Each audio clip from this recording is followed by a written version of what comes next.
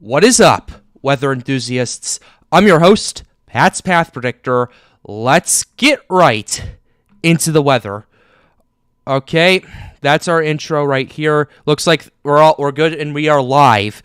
So today we are going to be covering hurricane or tropical storm Idalia. Not hurricane yet. We're going to be covering that with Storms United. The first person I'd like to welcome in is Blue. Blue, say hello.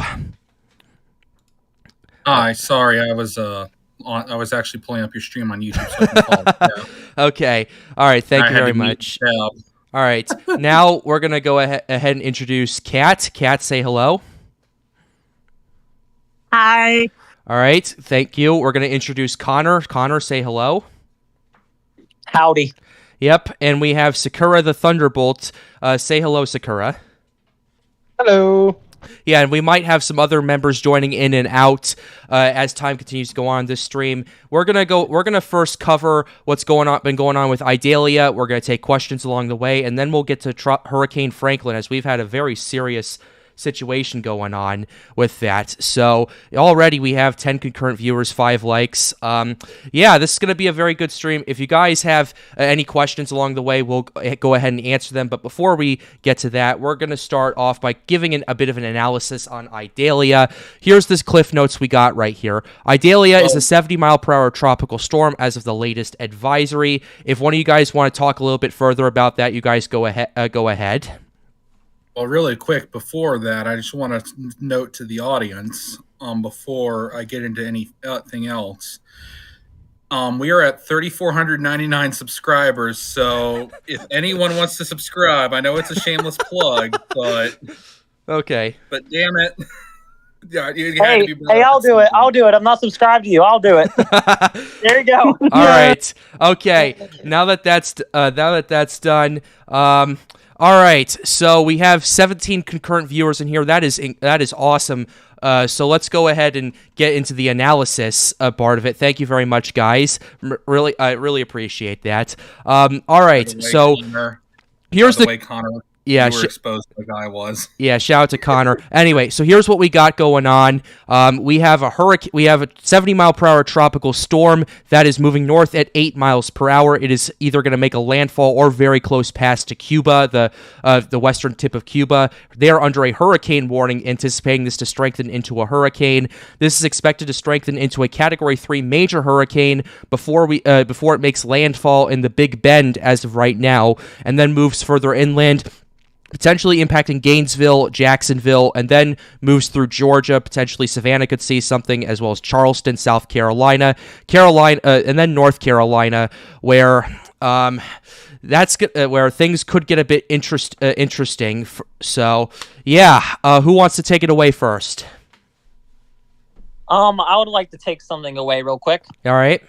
So, and I would like to mention in Florida, in the Big Bend, where this thing is supposed to make landfall, it is supposed to make landfall during the largest full moon of the year and the biggest tide of the year. So if it makes landfall right at high tide, that could lead to catastrophic storm surge, absolutely catastrophic.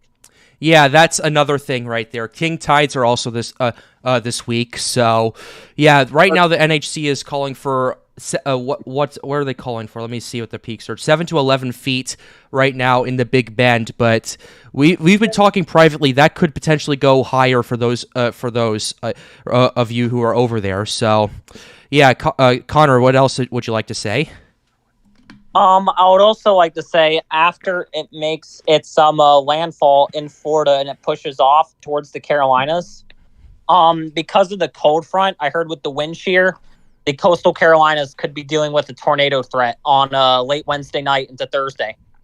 Yeah, that's also another hidden impact from these hurricanes. We always like to talk about the landfall of these systems and talk about the hurricane warnings, but we don't often talk about tornadoes in association with them. Well, a lot of hurricanes can bring tornadoes, and a lot of them are generally weak, but they're still can be pretty powerful. We had a lot of tornadoes in Hurricane Ivan in 2004, just for a quick example. So it's good that we brought that Connor brought that up. Anyone else have anything so far? Well, Yes, I do. All right, what's up, Kat? I do want to point out that Idalia could potentially be a Cat 4 at landfall. We are kind of predicting that right now, but again, the uncertainty, there is a lot of it. Yeah, there is definitely some uncertainty so far. Yeah. We have been watching the models. We've been watching the hurricane models on that. The real-time data speaks for itself, especially. We've had hurricane hunters out there. That's how they found the system to be a 70-mile-per-hour tropical storm. We had flight level winds that supported that, SFMR data supporting that, and dropsin data supporting that as well. So hopefully we get some more Hurricane Hunter aircraft out there before by the time we do before things start to really ramp up. But yeah, that's what we have going on. Blue, you wanted to say something. What was that you wanted to point out? Well, I just wanted to point out that it was actually Ivan that was the record holder for most tornadoes in a tropical cyclone at 120. I doubt we get that. I highly doubt we get that, but I could see an outbreak for sure. Okay. All right. Yeah, definitely with the shear. Okay. Do we want to take some questions now, or do we want to continue the coverage? Because I'm willing to take some questions if you guys have any in chat. I am You looking guys. at chat right. I'm looking at chat right Yeah, now. I'm looking at chat. Floridaman 2.0 says, "Hello from Crystal River. We are expecting 11-foot storm surge and tornadoes. Also, do you think the eye could come closer to Citrus County? Citrus I County. believe it is. Yeah, is that Yep, Citrus Citrus County? County, If that's yeah. I'm gonna pull up the track models real quickly just to kind of. Okay, so Yeah. Citrus County, from what I remember, that's just from looking at it, that's just south of the Big Bend. So while you probably won't get the direct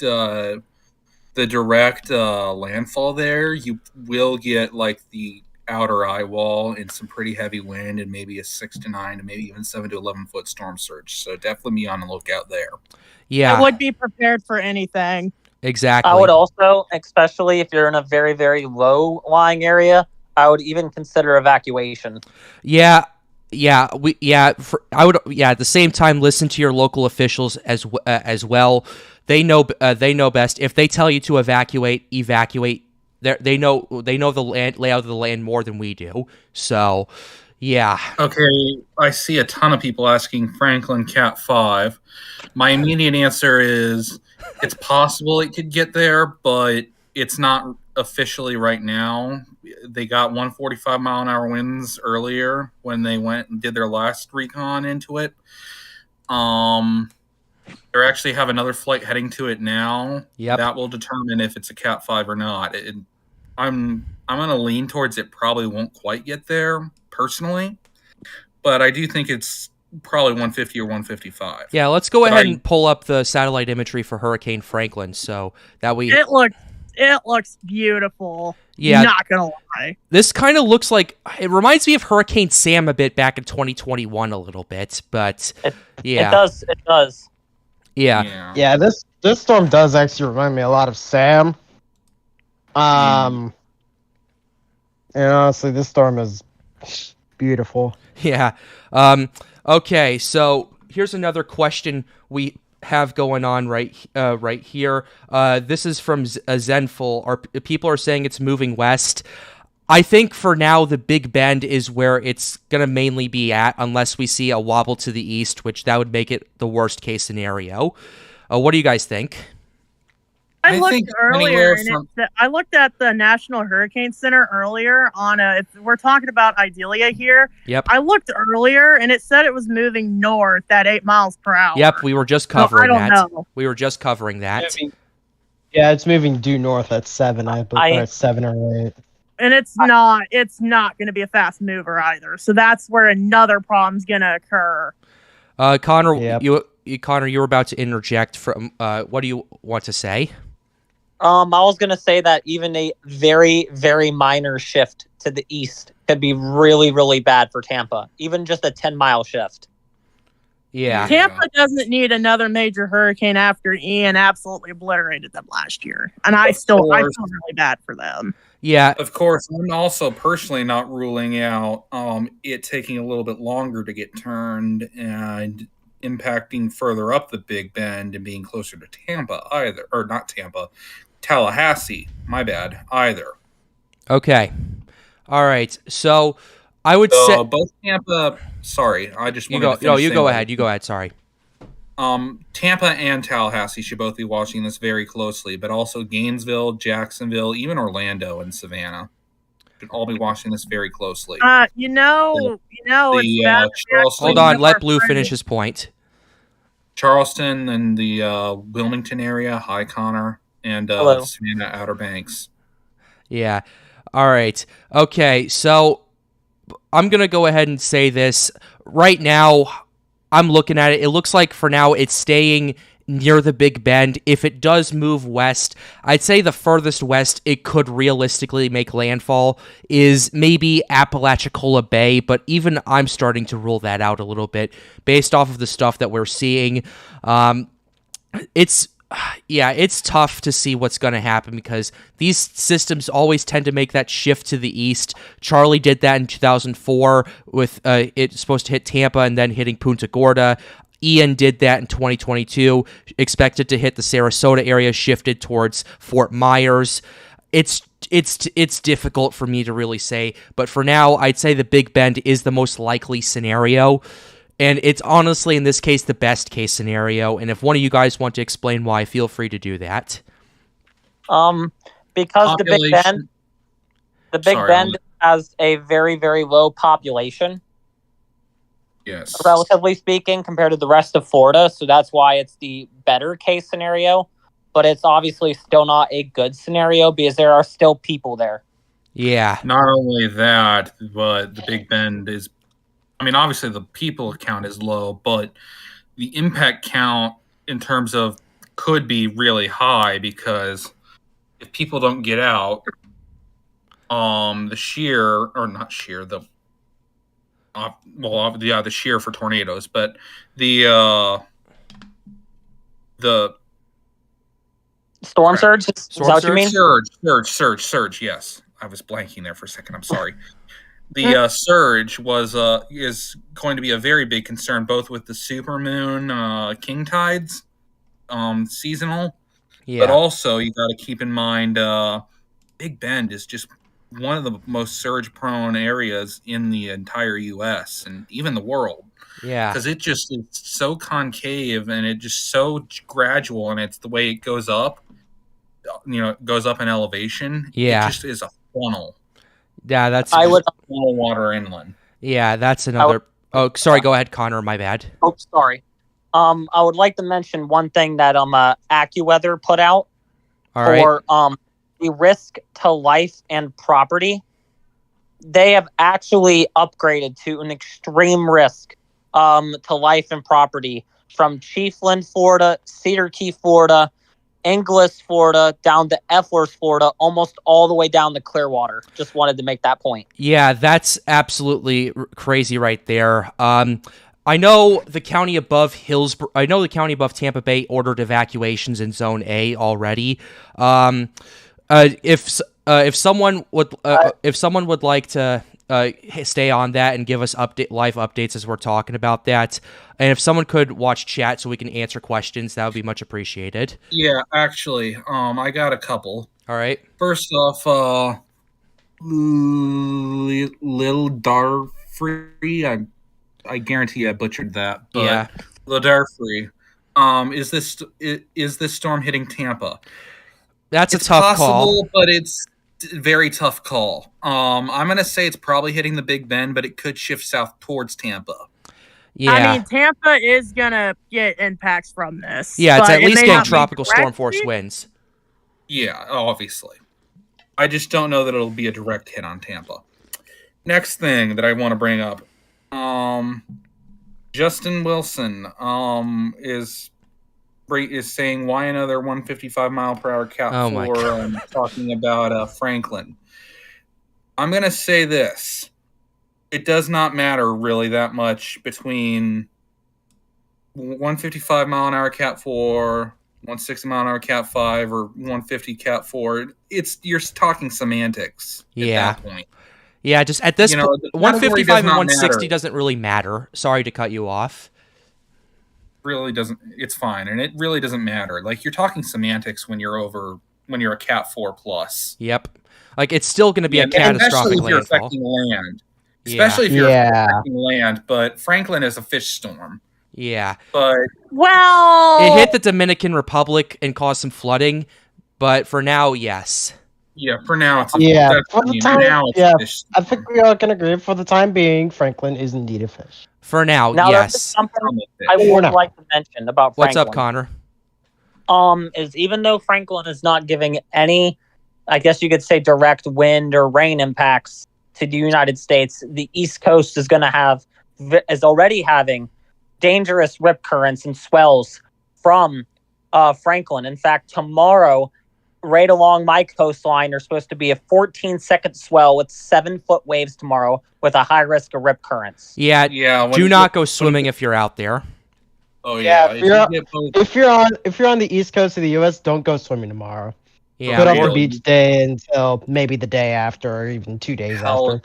Yeah. Anywhere in the Atlantic, but especially in the U.S. side of the Atlantic. Yeah. Because you get both Franklin and Idalia, especially once Idalia crosses Florida, and you still have the remnants of Franklin. That's just gonna be rip current hell. Okay. All right. So I just got something. Picasso, Hernando, and Citrus has mandatory evacuations. Can we confirm that Picasso and Hernando counties have evacuation orders? You said Hernando and Pasco. Sorry, Pasco County. My bad. Yeah. Okay. Yeah. Let me take a look at the official website for Pasco. Okay, I'm going to go ahead and answer this question real quick. If I didn't get to you before, I'm sorry. We just have a lot of stuff that we're unwrapping here. Is Miami, Florida out of the picture? Your guys are not getting a direct hit from Idalia over here.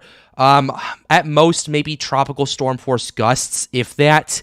But the bigger impacts would mainly be on the west coast of Florida. In fact, Collier County is under a tropical storm warning right now, just for perspective. Would anyone else like to add on?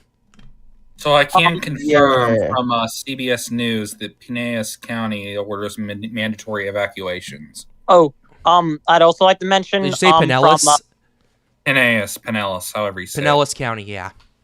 On this website here, don't know if it's reputable, but I've seen from a couple sites that Hernando, Pasco, and Citrus are ordering evacuations as well.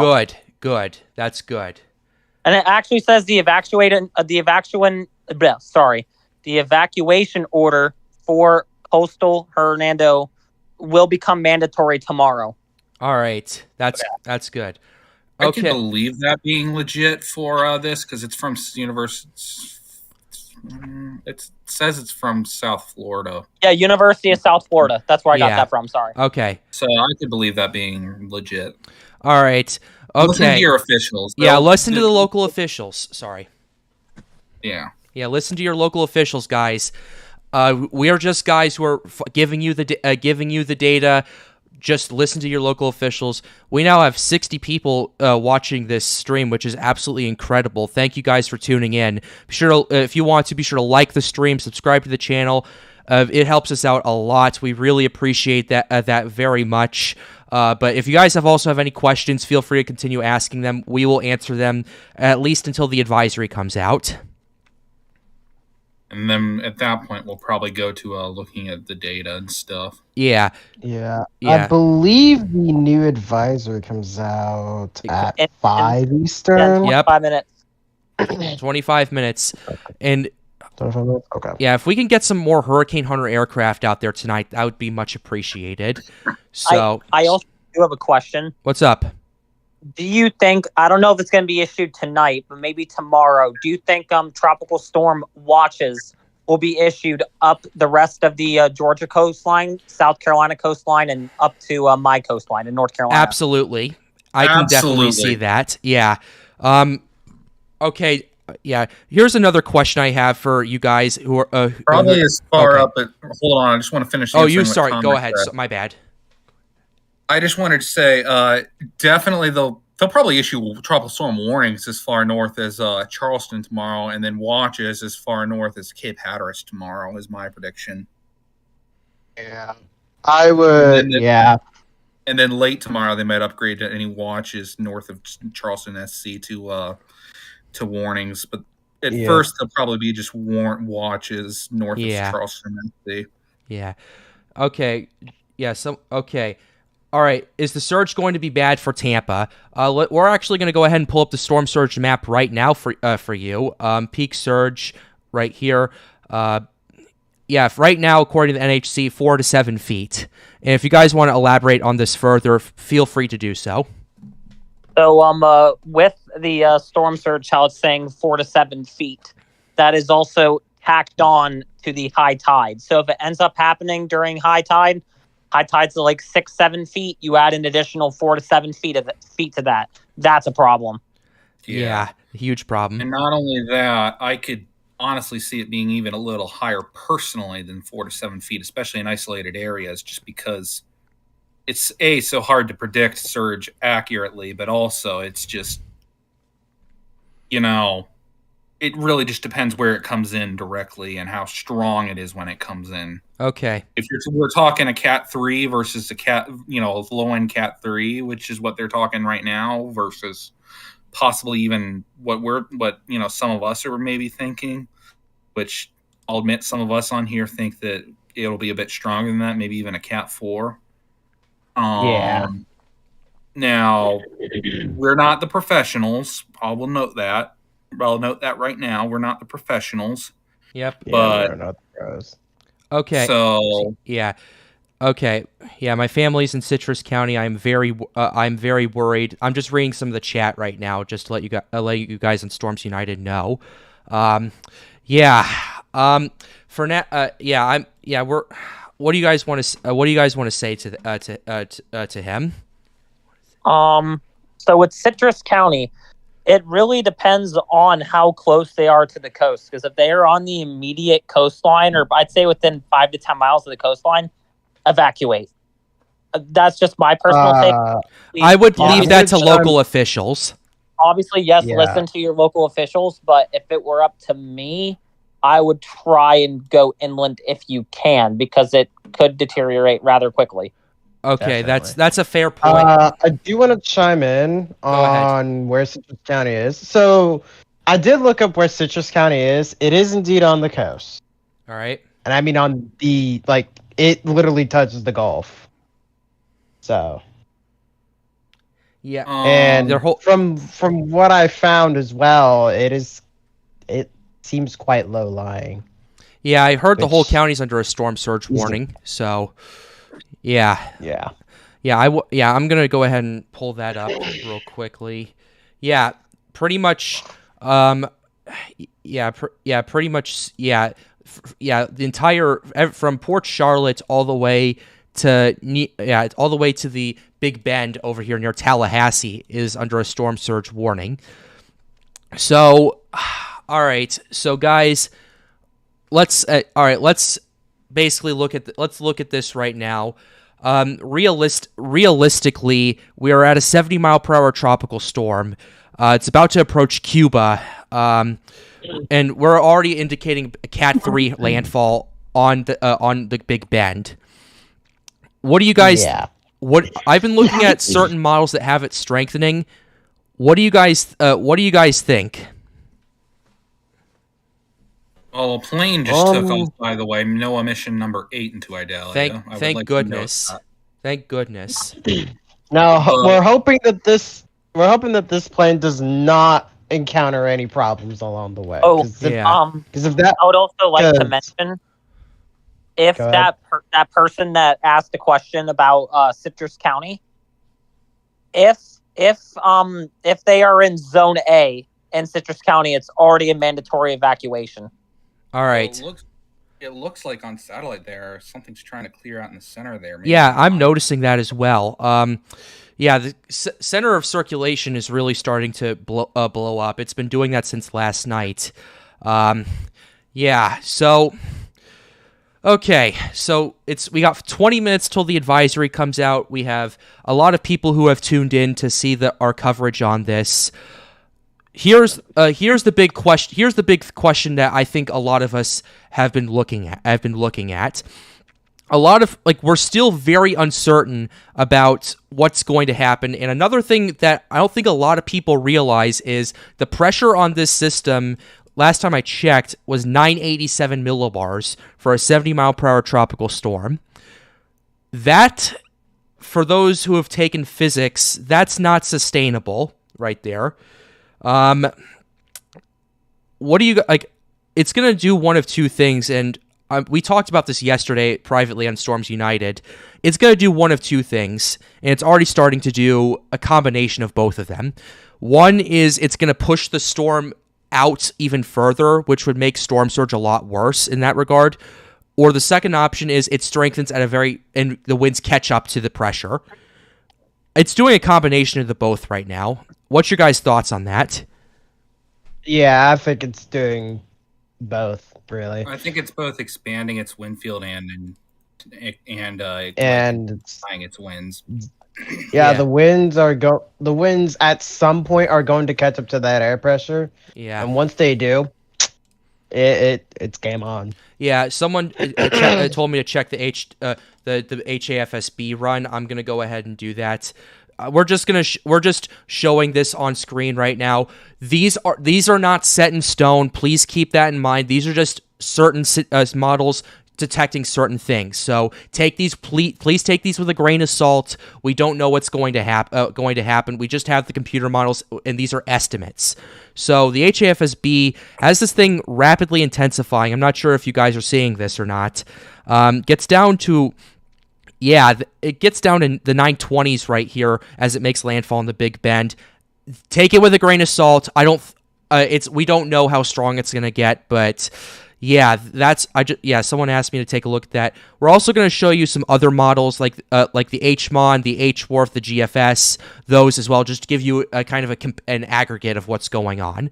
HMON has this thing organizing at a slower pace than the HAFS, has this thing making landfall 953 millibar system, kind of just east of Apalachicola Bay, and then it moves through Tallahassee at that point into southern Georgia, into the Carolinas, and stays inland, which, if that happens, that's going to be a massive flooding threat, especially across the Carolinas. Connor, you're from North Carolina. I think you can agree with me on that. Yes, I can, and I'd also like to mention that the Weather Prediction Center along the coast of Florida, Georgia, South Carolina, and North Carolina, moderate risk for flooding. Oh, yeah, we're going to go ahead and pull that up right now. Thank you for reminding me. Mm-hmm. Yeah. All right. Another thing I want to really quick. They just updated Franklin. Still 937-145. Yeah, I'm not surprised. The reason I say, and I'm not surprised at all, because they haven't gotten the recon there yet, so they just kept it the same. Yeah. Wanted to note that. Okay, what was that, Sakura? What were you gonna say? I was gonna say, yeah, and if it does stay inland, then it's gonna probably cause some tornado problems. Oh, absolutely, with that shear. Georgia and the Carolinas, and possibly even Virginia. So yeah, even if this stays inland, weakens a lot, there's still a lot of shear there not a lot, but enough shear there for spin up tornadoes. All right. Yeah. Can anyone please pull up if the states of Georgia or either state of the Carolinas have declared states of emergency yet? Let me see. I'm going to check myself. So. Yeah. All right. We're just making sure, because I know already Florida declared a state of emergency for 33 counties so far. I'm not sure if that's been extended or not. What's up? I don't. Georgia, the governor of Georgia has activated the state's emergency operations, so they've got evacuation centers and stuff. No, not evacuation centers. Sorry, excuse me. Operation centers. So they are preparing. All right, that's good. That's good. Also, Florida's now up to 46 counties under state of emergency, up from, I believe, all right. 34. 33 it was. 33. Okay. All right, we're getting some more questions in the chat. Could it go more east? We already talked about this earlier. Actually, yeah, actually, I want to go ahead and touch upon that point a little bit more. Basically, what this system is doing is the reason it's going up to the Big Bend. I think we talked about this privately. There's a front that's coming down the country and potentially going to push this east if it's doesn't get there in time. So that's what we're looking at right now. Could you guys elaborate on that a little bit? So, as of right now, we have a stalled front across, like, just west of, like, the western part of the Carolinas. Then there's a backdoor front west of that, like, way west of that, that's starting to push through the country. And if that front gets there in time, it could push it well offshore and could maybe, just maybe, have Georgia and the Carolinas be a bit more avoided for impacts, but I highly doubt it at this point. Yeah. I don't think it's going to get there in time. All right, so I said this. Oh, go ahead.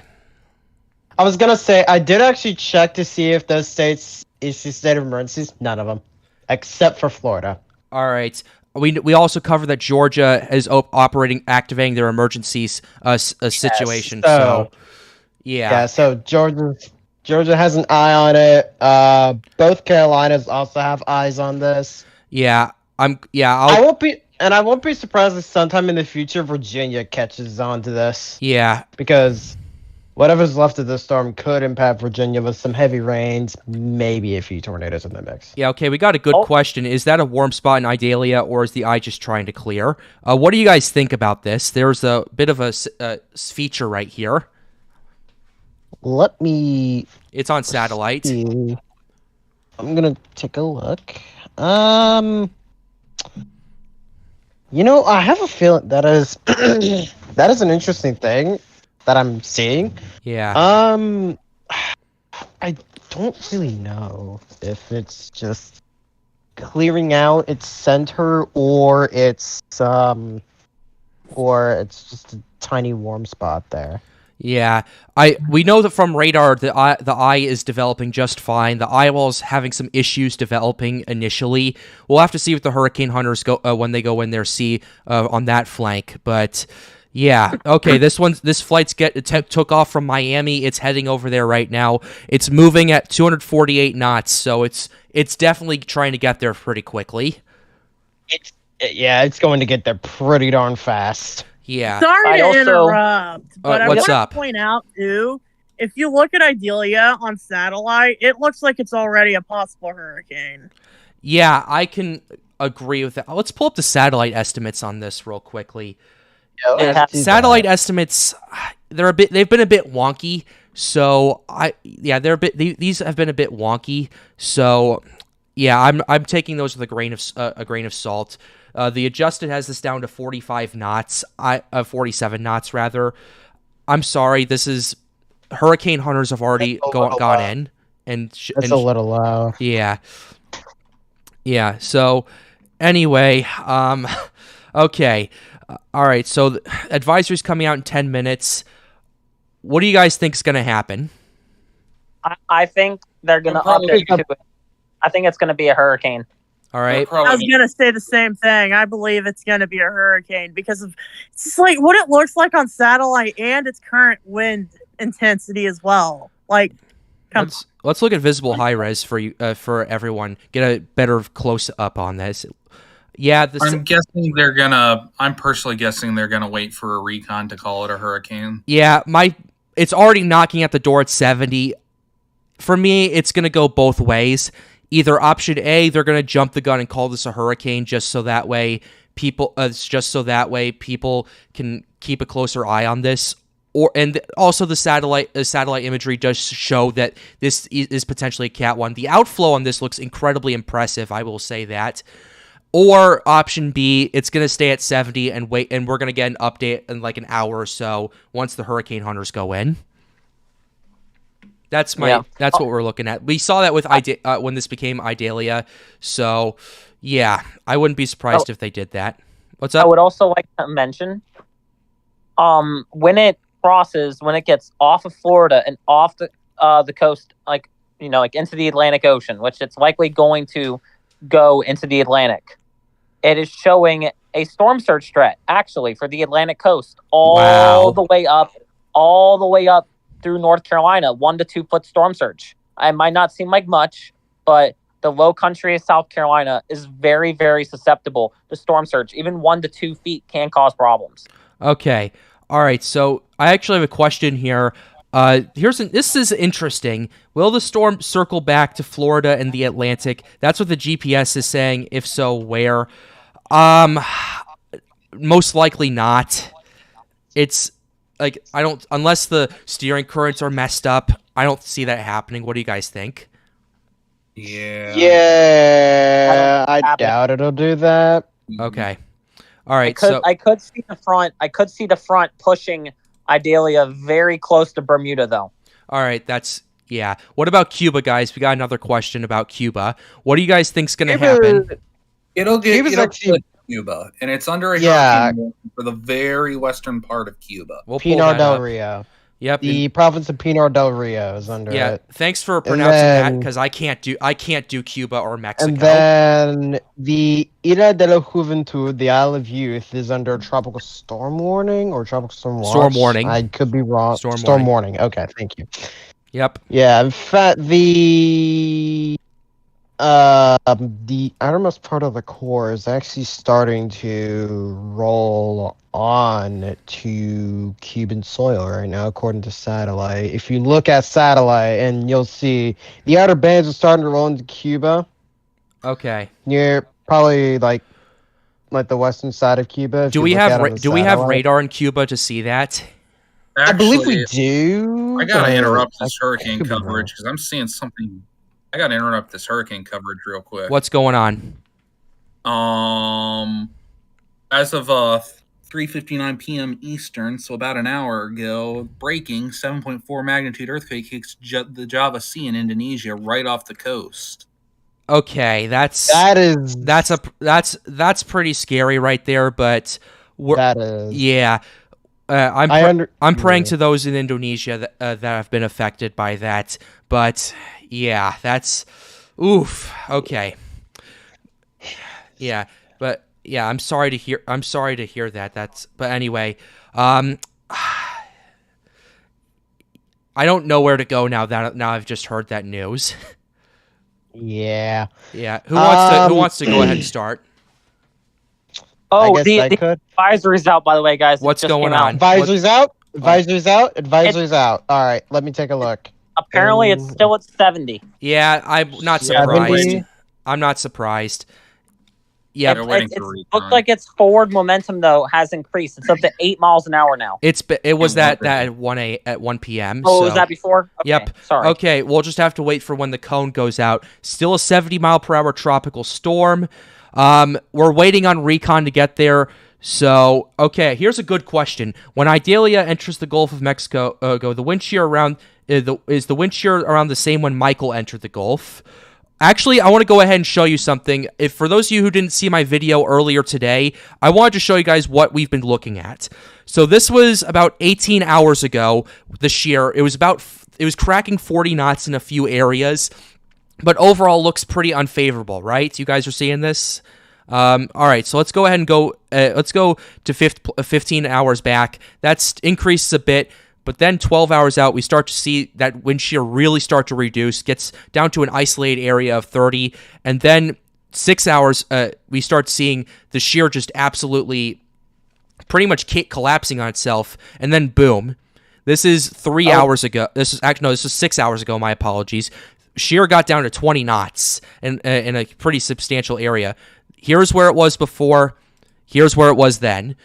And now it did start to resurge a bit near Florida. That kind of motion is typical for tropical weather right there. And then now it's pretty much at this point 15 to 20 knots unless it gets into this pocket of shear all the way to the Big Bend. Also, Pat. Yep. The Weather Channel has actually posted the cone. All right. Can you send that in? Yes. Let me just take a screenshot, send it to the general, and then you can take a look at it. But Yeah. Tampa's now officially out of the cone. All right. That's now 20 here's miles Let me see Also, this. Hold on. Let me see. Did you just post it? in general, and the problem is it's showing it reaching a Cat 3 of 120 mile an hour strength and significantly offshore. This could get Okay, to 145 easily. okay. That's a problem right there. But yeah, that's a bit of an issue right there. But we'll have to wait and see what happens. We now have over 100 concurrent viewers for the first time on the Pat's Path Predictor channel.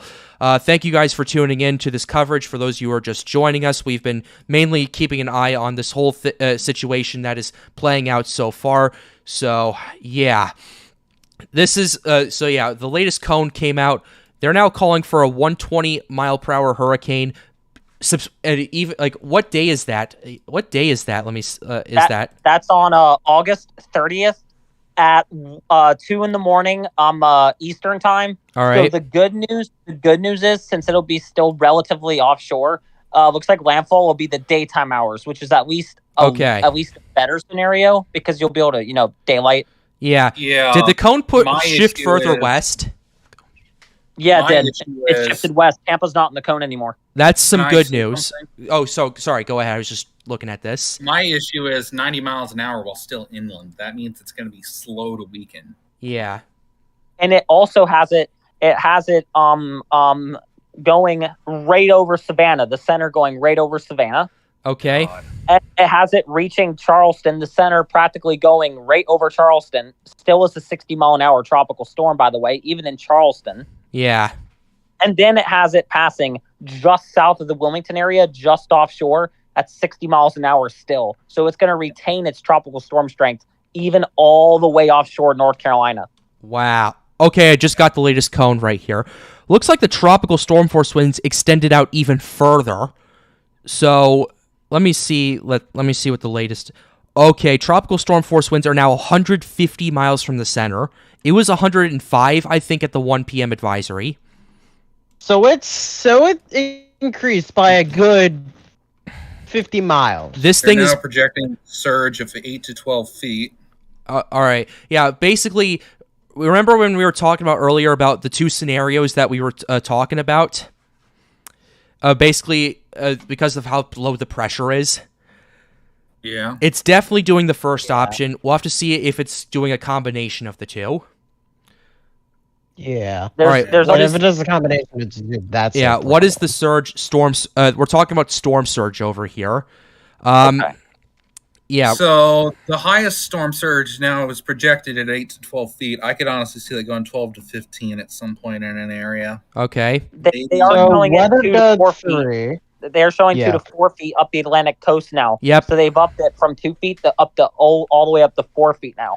Yeah, that's from South Santee River all the way to the Georgia-Florida border. Also, And I would real not be quick, surprised- Weather Dud says, could there be anything that's stopping Idalia intensifying the rate of Michael did? I could see what do you guys think? What do you guys think about that? I'm gonna leave that to Mainly you. a little bit of dry air and a little bit of shear. I don't think it will quite get to Cat 5, but I'm thinking it could get to Cat 4. All right. Okay. All right. So yeah. Let me take a look at the discussion real quick to see what they put in for the P. Yeah, 120 mile an hour Yep. for the. And as Connor said, that's well offshore. I haven't, at least according to him, I haven't seen the cone yet because it hasn't loaded for me. But Yeah. Okay. One thing I would like to mention is that already for the Carolinas, for Georgia, for Savannah, Georgia, Charleston, and Wilmington, North Carolina, the impacts should be fairly similar, probably a little worse for Savannah, obviously. All right. But they're still showing, nonetheless, across these regions, sustained winds of 30 to 45 miles an hour with gusts up to 60. That's still a problem. People underestimate that. That's still a problem. And with all the rain that's anticipated, up to 6 to 8 inches in spots, that's an issue. Yeah, another thing that's an issue, since we're talking about strengthening, I want to go ahead and pull up the ocean heat content map for all of those who are tuning in. Yep. The ocean heat. That thing is. All right, for those of you who don't know what ocean heat content is, it's basically in layman's terms, how much fuel does the sea surface temperature does the water have to fuel hurricanes? It's basically like gas. If you're driving a car, this is basically like a gas for the hurricane right here. The amount of gas. So also, I want to bring up a breaking news point, like right. semi-breaking news point. We did kind of touch on this earlier that it would be likely. From Brunswick, Georgia, up to I think North Charleston or maybe even Myrtle Beach. I can't tell which that is, but at least to North Charleston. Is that about the surge? No, it's about tropical storm watch. Oh, really? Oh, yeah. They pulled that TS watch. Okay. Further north. Yeah, I'm not too surprised about that. I'm glad they did that, but I'm not surprised, but I just wanted to note it. That's fine. I'm going to go ahead and go back to the OHC part because I want everyone to understand what we're looking at right here. Ocean heat content is basically how much fuel these waters have to drive these hurricanes and how quickly they to intensify, basically. So first of all, you see all this in the Caribbean. That's 175 plus OHC. This tapped into that last night a little bit. Right now it's over an area of 150 OHC, which is still not, it's still very good for the hurricane. It's not good for everybody else. Who wants to take a crack at the OHC question of how much OHC is required to do this? If not, I can do it if you guys want me to, but I want to leave it to you guys if you want to.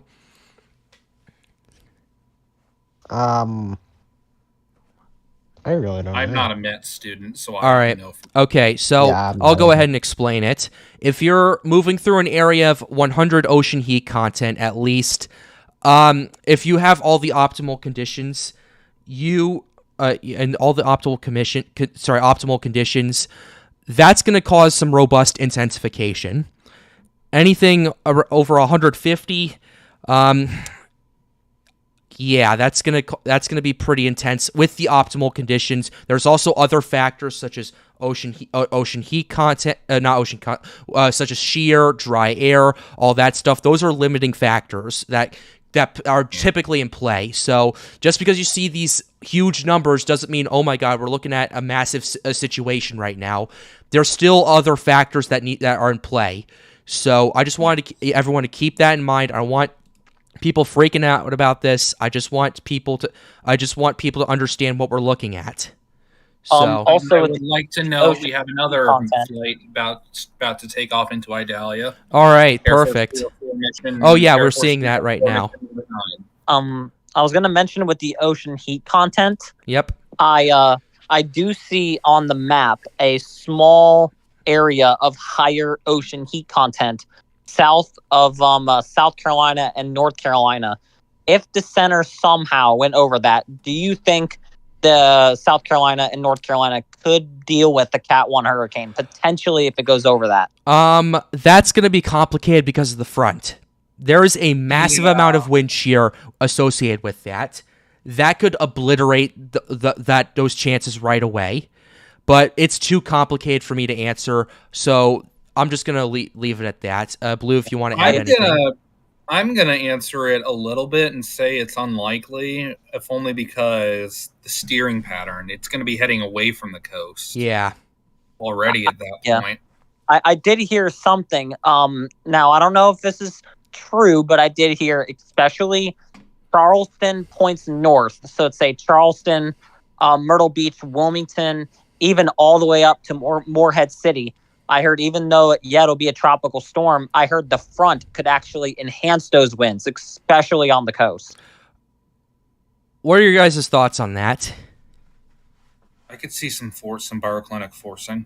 All right. Yeah. Yeah. So I'm just a little bit of baroclinic forcing will definitely.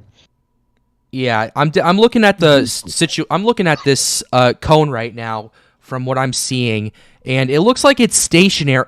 Did it push a little bit to the west, or is it about in the same area as it was at the 10 a.m. advisory? I think it pushed a little bit west. Yeah, I was about to say. West. Not much though. It looks like it's. Yeah. It looks like it's.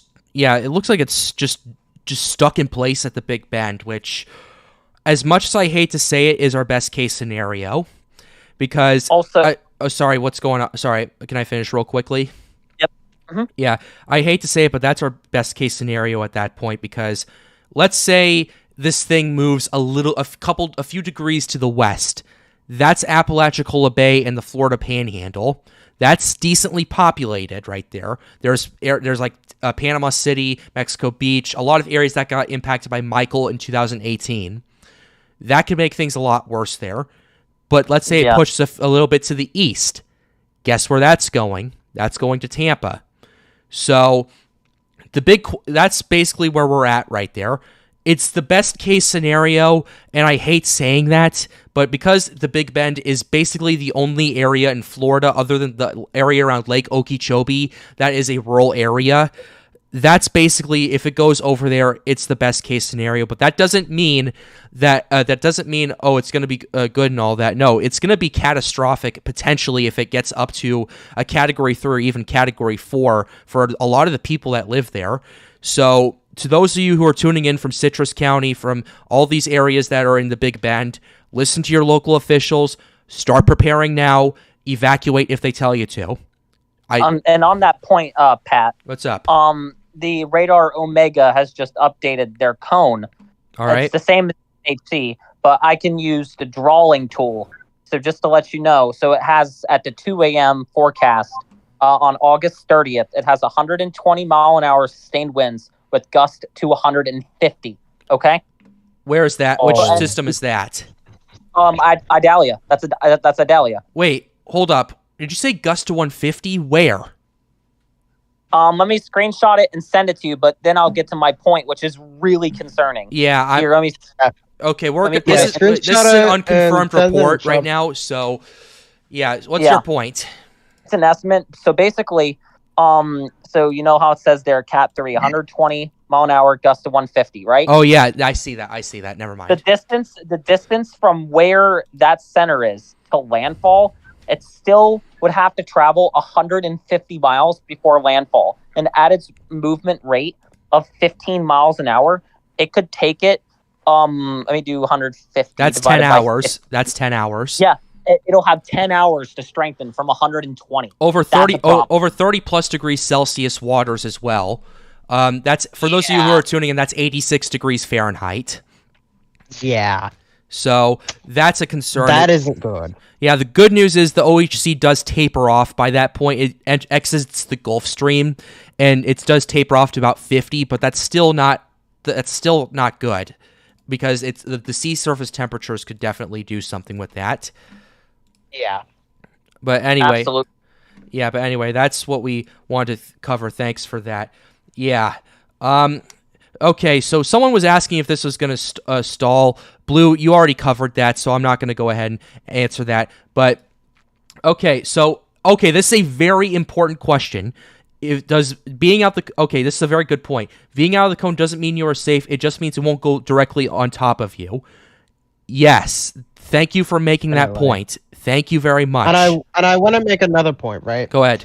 The cone is used for the center of the storm.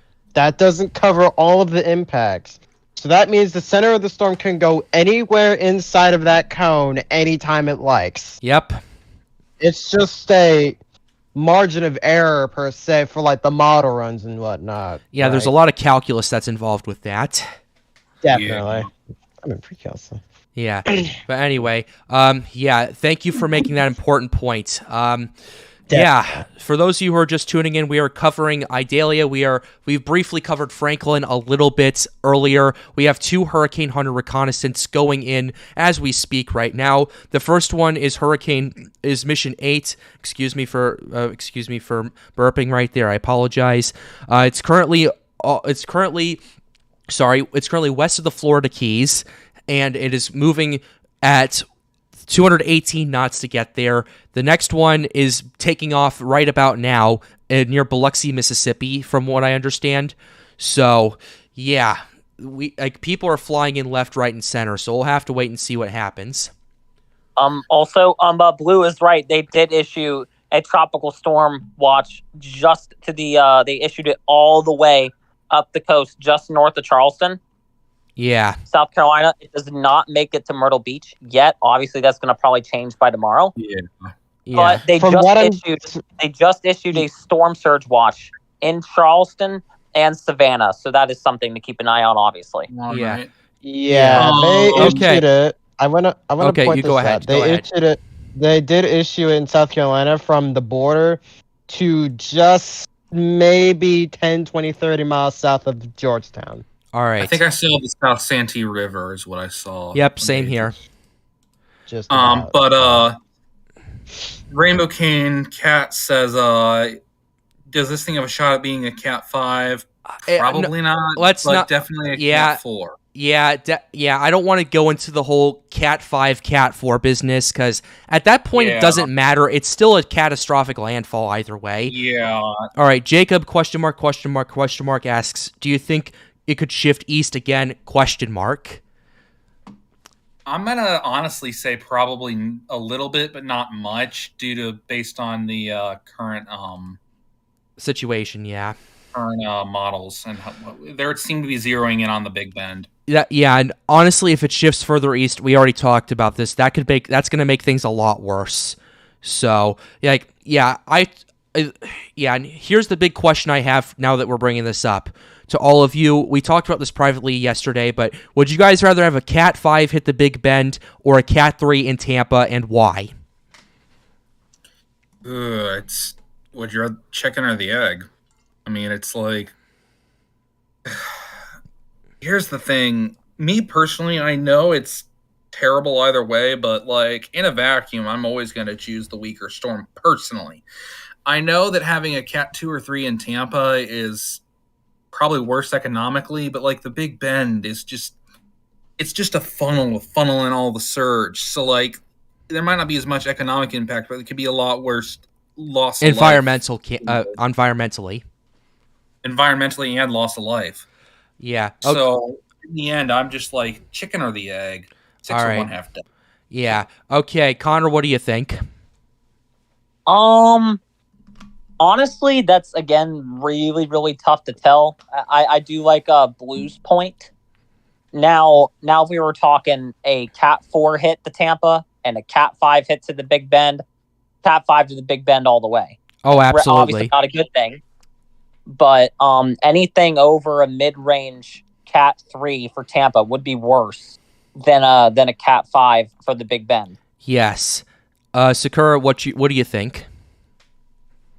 I was thinking Cat 5 to the Big Bend. Because see here's why, right? Tampa, right? Very heavily populated, very low to the shore, right? It's very low lying. Tampa and Hillsborough County at all, right? Very low to the shoreline versus the Big Bend, while not much higher up, right? Has less people. Like, take for example, say Citrus County. I actually looked it up. It was like about 130,000 people who live in Citrus County. So Yeah. versus Tampa, which has like probably millions in its general metro area. Yeah. Yeah, for me personally, I would pick the Cat 5 into the Big Bend, and that and to those of you who are tuning in from that area, just the reason I'm saying that is because I don't want this to hit you or anything like that. It's just Tampa, at least with their infrastructure, they have not had a direct hit from a hurricane since the 1950s, and their infrastructure. It doesn't at that point. It doesn't matter at that point. Their infrastructure hasn't been updated.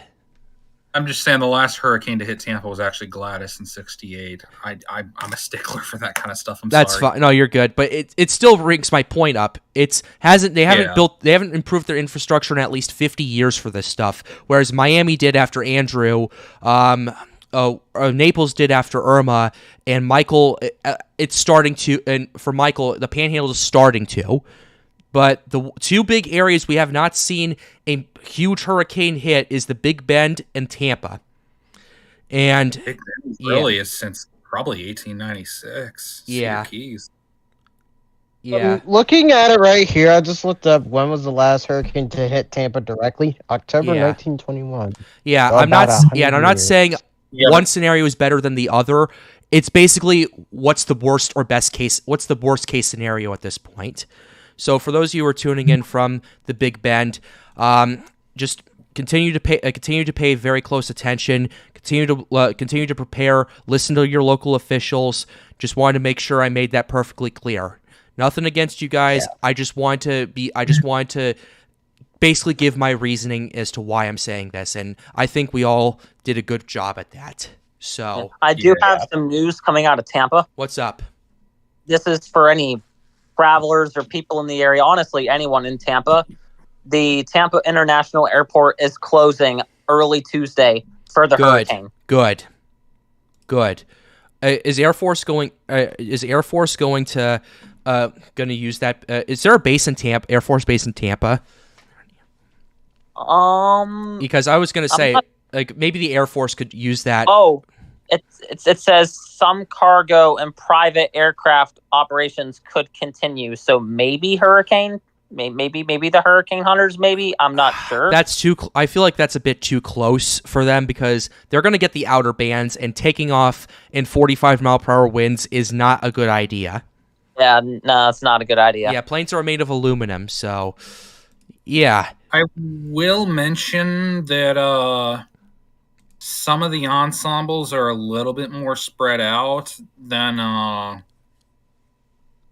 say than the cone size may indicate, but the global plus hurricane models are pretty zoomed in on the Big Bend. But some of the ensembles. Okay, I'm sorry to interrupt, but here I want to address something real quickly. That's a messed up question. My whole family is in the Big Bend in Lafayette County, including 2 of my daughters. My mother lives in Onachek and has no meaning of leaving her mobile home.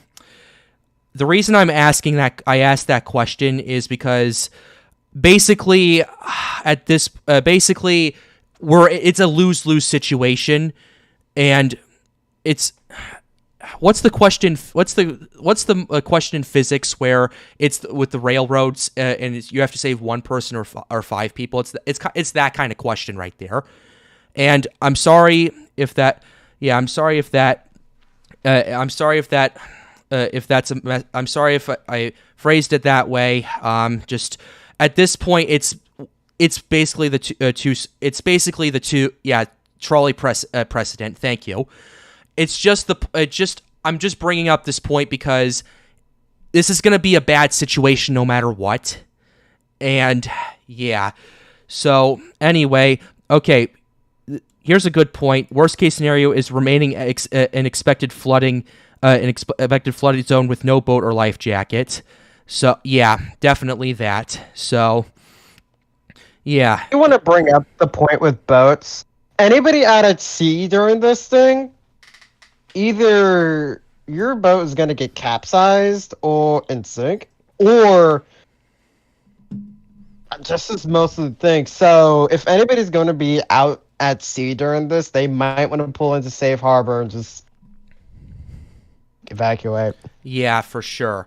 And even if you're on the east coast of North Carolina as well, yeah, there is a small craft advisor out there. Yep. So if there's like any small craft out there, then that's going to be a problem. Yeah, I think we all remember the disaster of the El Faro during Joaquin in 2015. Yep, I remember. I've heard of that disaster a lot, definitely. Yeah, that's... Also, I'm going to bring something up. They're currently entering into Idalia. Good. They are entering into the outer skirts of the storm. They're already finding flight level winds in the 40 to 45 knot range. I mean, that's based on how much this thing's expanded. I'm not that surprised at this point. Yeah, but I'm more so bringing it up because it's very likely they find hurricane force winds. Okay. All right. Can someone please pull up a radar of Idalia if we can get a radar from the Yucatan or Pinar del Rio? I'm not sure. Pinar del Rio. Yeah, okay. I believe there's actually a radar in Havana, Cuba. If we can pull that up, that could give us some sort of idea of what's going on. But anyway, we're gonna stay on we're gonna stay on here until we get the hurricane hunters get into this system, so that way we can give you real time data. By the way, guys, I have to head out now. All right. Thank you very Okay. much for coming in, Connor. We appreciate your analysis. You're very welcome. Have a good rest of your day, guys, and All stay right. safe, everyone. Stay safe. Yep. Yeah. So, Yeah, we're looking at Crazy they're Place. in- We're looking on radar. Sorry. Yeah. From the looks of things, and I actually found Cuban radar. Also, hold on. I'm gonna let someone else speak. I gotta let my dog out. Okay. I just wanted to note really quick, if you're anywhere in this area, be aware of tornado risk for tropical tornadoes, because there's already a 5% for tornadoes, a slight risk on day 2, and even though it's technically not a technically it's would be a 15% on day 2 because day 3 because of the way it works. It's 5% TOR because it's tropical tornadoes. Let's be real here. Yeah. Well, actually, no, they do label it as 5%, but they do just like specifically for tornadoes. Didn't know that. Okay. All right. But yeah. So, and part of me is thinking they might actually go 10% for enhanced. Yeah. One of these days. So be aware of tropical tornadoes if you're anywhere, especially in the slight, or if they put an enhanced out and enhanced. Just be aware that's also a risk. Okay. So I'm looking at the radar from the official Cuban Weather Service website, the Institute of Meteorology of the Republic of Cuba. That's their official website. I don't really see much, and I think this radar beam is actually coming out of Havana. All right. You want to note. So if the radar is coming out of Havana, I can't really see the center of the storm that great. Okay. I am going to pull it up on my tablet. I have it pulled up on my laptop over here, but I can't stream it on there. So I'm going to pull it up on my tablet. So give me maybe 2 seconds.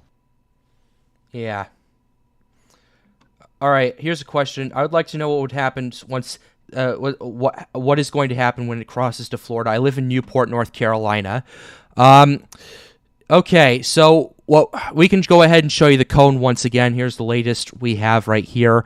Yeah, whilst we're pulling up the radar from Havana, Blue, if you want to take this question, feel free to do that while we go ahead and do some work behind the scenes. Newport, North Carolina. Expect tropical storm force gusts, maybe even briefly sustained, and definitely a lot of rain. If you want to pull up the U.S. rainfall potential map as well, after having looked at the cone there, it'll be like 60, 65 mile an hour offshore there, but definitely don't expect like the end of the world in North Carolina. It's not going to be nearly as bad as in Florida. Florida's the main target zone. Yeah. The main risk in North Carolina would be tropical tornadoes or rain. Yeah. Yeah, that's pretty much sums it up right there. All right, I just found a radar from Western Pino del Rio province. I'm gonna go ahead and stream it if that's okay with you guys. Yeah, go ahead. Yeah, go ahead and show that. If you could try and pull it up on the. If you have a link to that, stream. put it in Tropical WX, and I can try to get it on stream. Yeah, I will note though it is in Spanish, so that's fine. As long as it shows radar images, I don't care. Just wanted to say Samuel Thomas Engardio says cheers from Venice, Florida. Yeah. Welcome to the stream. Yeah, welcome to the stream. Yeah. Okay. Sorry for butchering your name. Yeah, we apologize. Yeah. Okay, so if you guys have any more questions, feel free to ask them. Is there more waves forming that could form and affect land? I think they're referring to the stuff that's going on in Africa right now, which I'll briefly touch on, but at the same time we still have other stuff. Yeah, there's 50% chance as of right now for one tropical wave, but yeah, that would likely recurve towards probably the Azores, though. Okay. Yeah. Also, Pat, I just sent you the Cuban radar in Thank you. tropical weather discussion. All right. Yep. We're gonna go ahead and pull that up right now. Yeah, It's and again, it is in Spanish, so keep that in mind. That's because, fine well, as long as I can. As long as it has radar images, I can it does. Yeah. deal with that. It's gonna take a second to load. Yeah. So in the meantime, how are hurricane hunters doing? Okay, they're getting into the system a bit. It hasn't updated. Okay, yeah. This is going at 350 knots right now into the system. That's 400 miles per hour from. Yeah, this thing's hauling ass to get in there. Yeah, A and little chuckle. It's true. It's just the way you put it. yeah, it is. Look, this is one of the few times I swear on Pat's Path Predictor, so Yeah, just give me give me one. I'll admit that I sometimes curse a little bit, but Hey, I it's don't- okay. It's okay. I try not to drop f-bombs on stream. Oh, of but, course. I'll probably drop like a holy H or a holy Yeah. or a D Oh bomb yeah, or a D. yeah. That's fine. Okay, this thing isn't really loading right now. Okay. I will remind you, this is from the official Cuban Meteorological Agency website, and I'm not sure why it's not loading that fast. But probably. I don't know if it has something to do with the fact that I'm from the U.S. or not, but okay. Okay, mission number 9, Air Force Cool. 304 is Fine. now officially taken off from Mississippi. Yes, they have. Sweet. They are moving at 262 knots. They are moving out in Mississippi. So we're going to stay on for a bit longer until we get some Hurricane Hunter reconnaissance. So, yeah. Okay. yeah, but from my end, it loaded just fine. Yeah. But I'm just gonna show you what it looks like from my end. And I'm taking this from the western tip of Pinar del Rio province. So basically at the westernmost tip of Cuba, right? The radar isn't looking too terrible right now. It's only picking up on the western side of Idalia. Okay. Not the whole storm, but like the western side especially, closest to Cuba. All right. And it is indeed trying to drop some heavy rain on Cuba. So Yeah, definitely. If you have a radar if you could even screenshot a radar image, that would also help. yeah, sure. Yeah, All right, because cool. we don't need to see like I mean Can it's preferable to see save yeah, I mean this? it's preferable to see all sorry, I'm losing my words for a second. It's preferable to see the radar as the images come in, but if we can get a screenshot, that also works. So All right, I decided to go and take a screenshot, and I sent in tropical weather discussion. So okay, perfect. that's what it looks like from Western Cuba. Okay. Speaking of tropical weather discussion, if any of you want to join the Discord server, I believe yes, it is in the. Is it in No, let me go ahead and put that in the description. Yes, we have a lot of the behind-the-scenes stuff happens on the Storms United Discord server. I've been linking it in all of my. I've been linking it in my videos, and all of that. Let me go ahead and pull that up so that way I can. Yeah. I'm gonna link link it in chat so that way you guys can come join.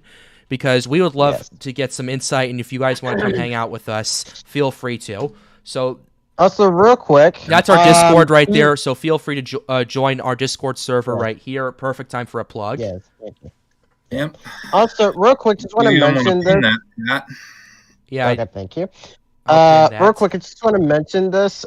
Key West just issued a special marine warning because of the outermost bands of Idalia. Okay. Until 5:45. That is for a strong thunderstorm, although I think we all know where this is coming from. All right. That's good. So if you want to look at that on Yeah. radar scope or anywhere else, then that's fine too. Okay, I have the radar image pulled up right now. Yeah. It's definitely showing some signs there, but because this is from one angle, it's not giving me too much to work with. But satellite so far has been doing a pretty decent job. We're gonna have hurricane hunters go in there in just a bit. Okay, they're finding flight level winds of around 45 knots already. So, whew, we'll have to wait and see. Hello, Northern Yankee. If someone joined from chat, I just Yeah. All right. Yeah, we still have 90 of you guys here tuning in. Thank you very much for staying with us. We're gonna continue coverage for a little bit longer until we get some more data from the hurricane hunters. So be sure to like the stream, subscribe to the channel if you are new, and if you want to come hang out with us at Storms United, link is in the pinned comment up there. So don't be shy. If you have any questions, even if you want to ask us behind the scenes on the Discord server, we can answer those as well. So yeah, just feel free. So feel free to do that. But with that being said, let's get back into the analysis.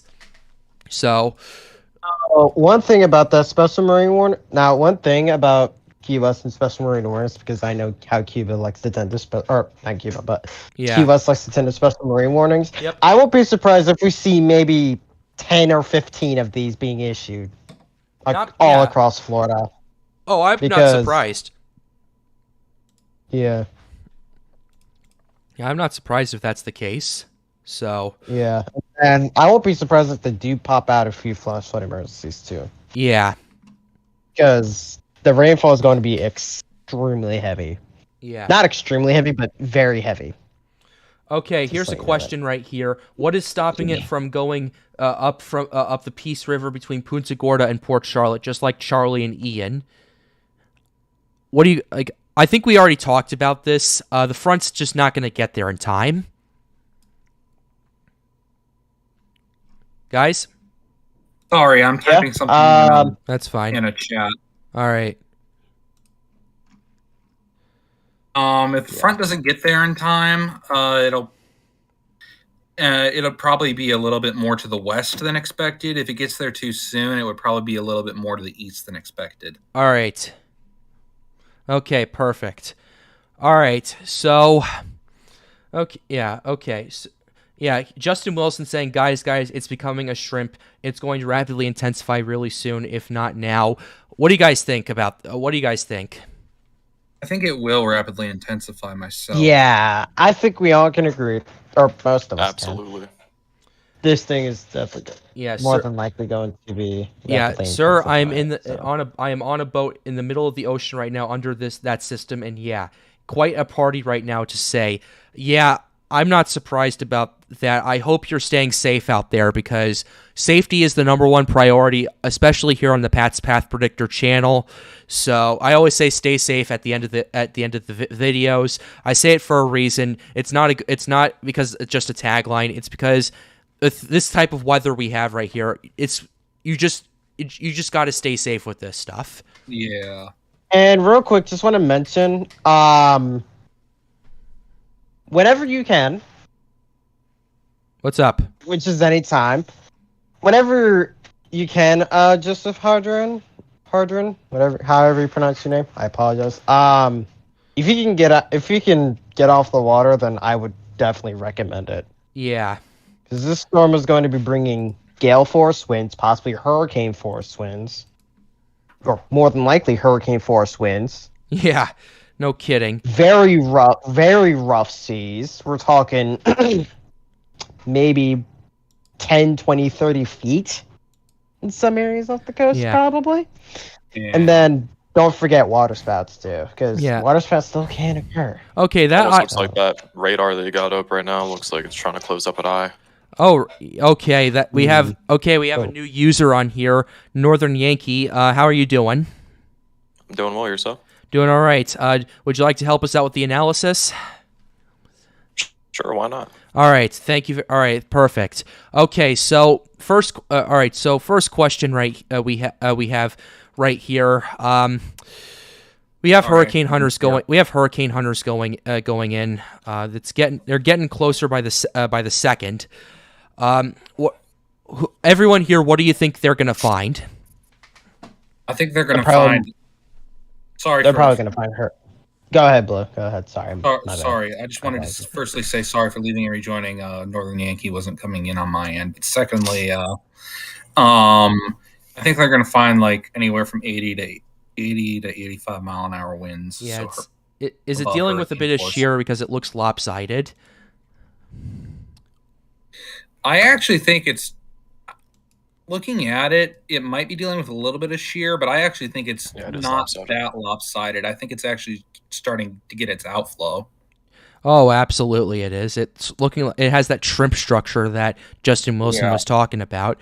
Yeah, when it comes to this, what we have, we could maybe a little bit of shear, but not enough to tear it apart.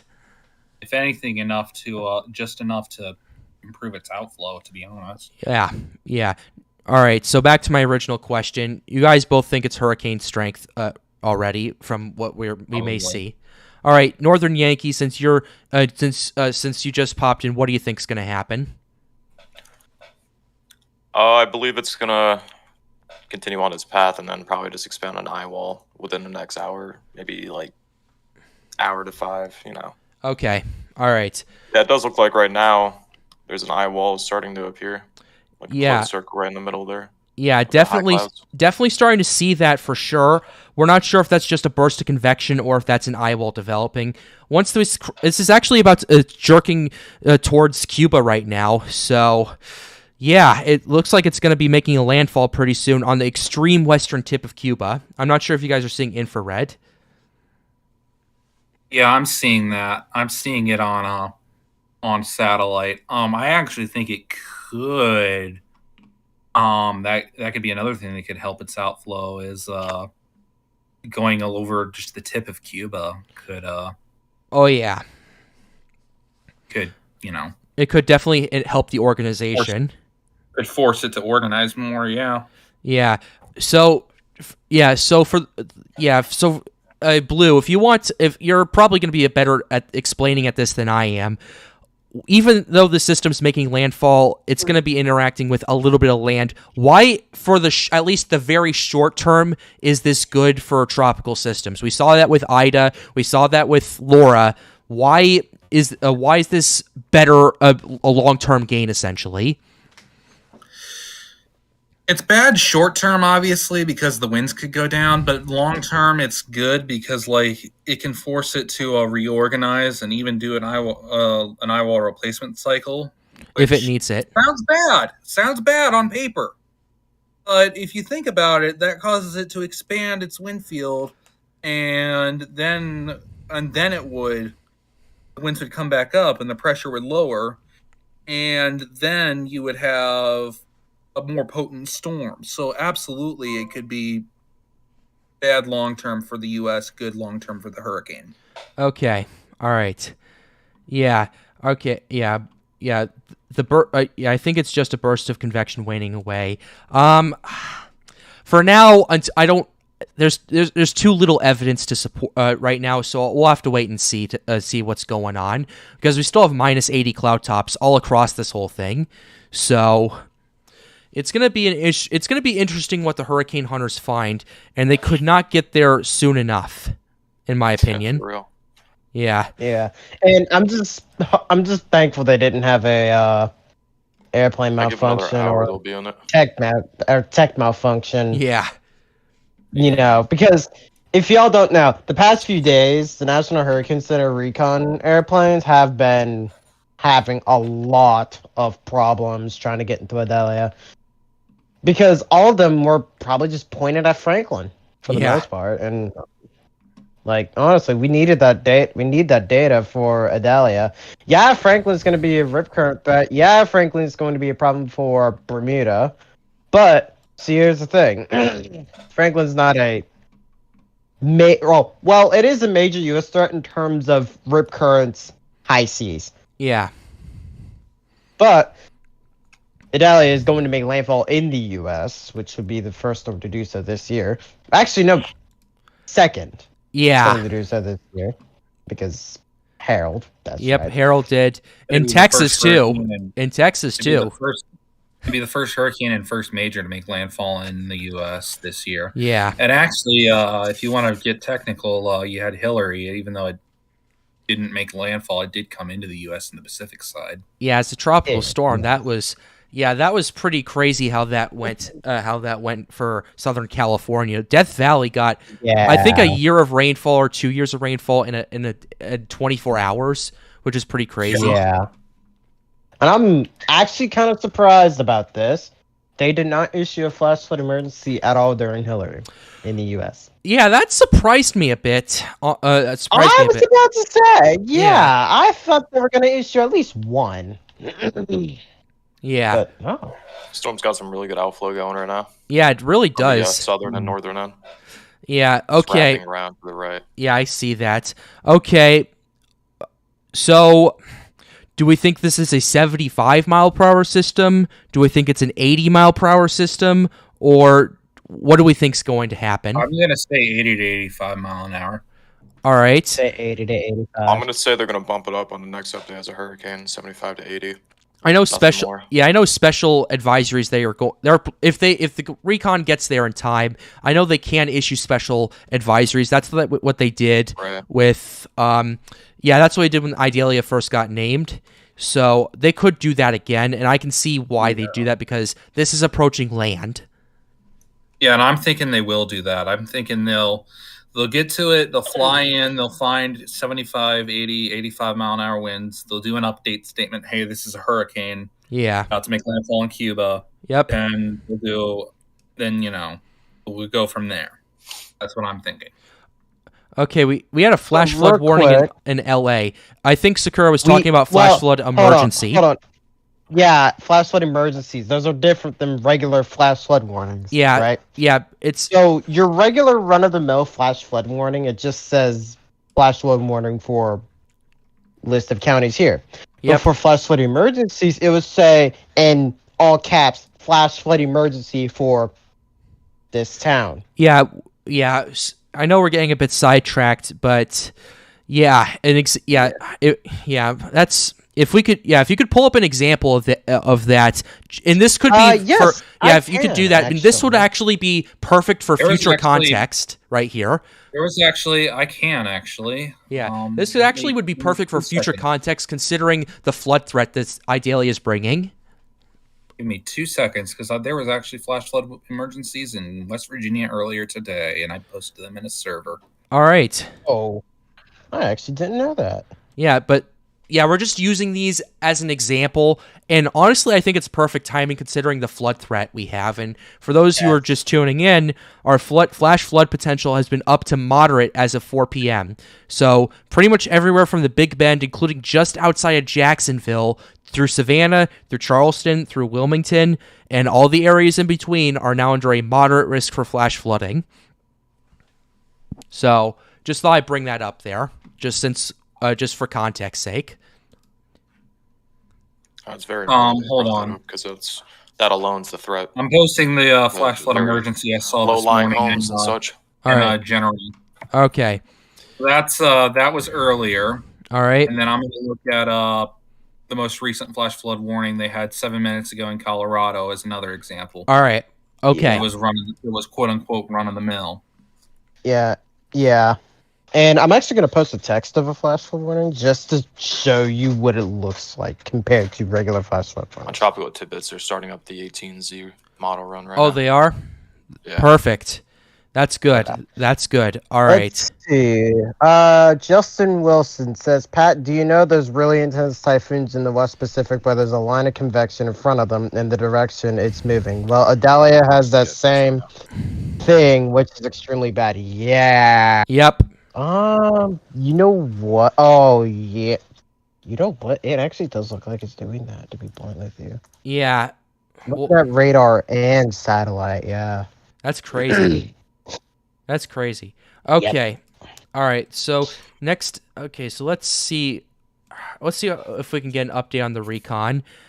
I'm thinking, they haven't updated it yet, but my guess is because it's about to go into the storm, and they're doing a map change on Tropical Tidbits.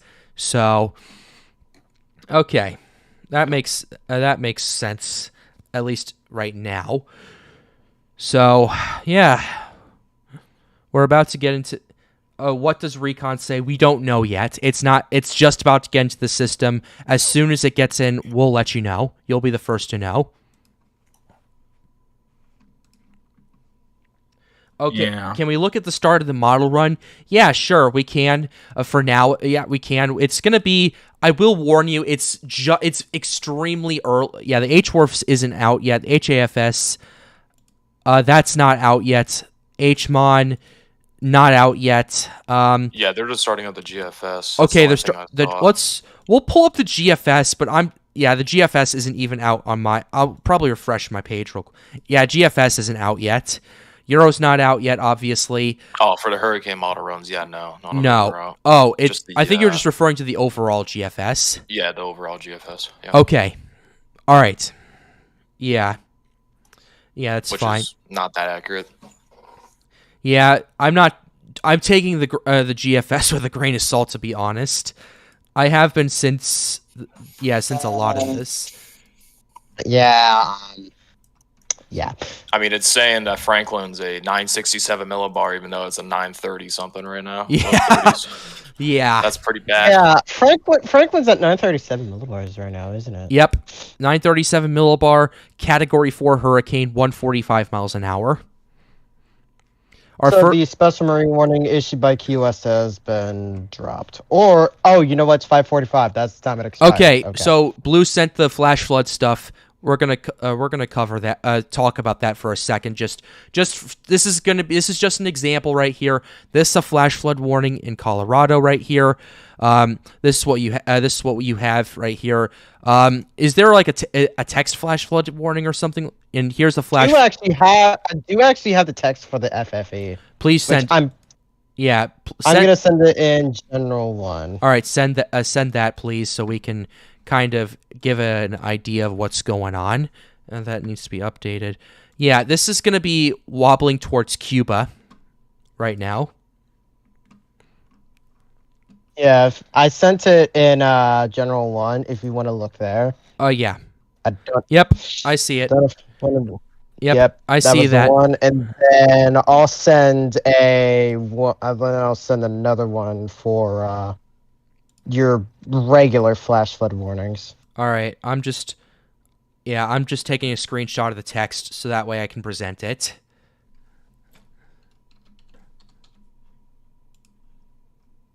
And then that was one issue by Des Moines. I didn't know which office to use for this, but whatever is fine. This is just an example. Yeah. I'm just showing our audience this as an example as to what to look for, especially with the flood threat going on. Yeah. So let me just go ahead and repost those real quick, so that way we can get convert them and show what we are talking about, because this is all going on through Discord. Okay, so here's that, and here is that. So this is our regular flash flood warning right here, and this is a flash flood emergency. You can see it's all caps, and it's basically like, and it gives you, they both give you rainfall amounts, but a lot of it's in caps. So for those of you who are tuning in from Florida, Georgia, those areas right there, this is just something to take a look at right here. These are just a couple of examples for future context. Yeah. Yeah. All right. So if you guys have any more questions, type them in the chat.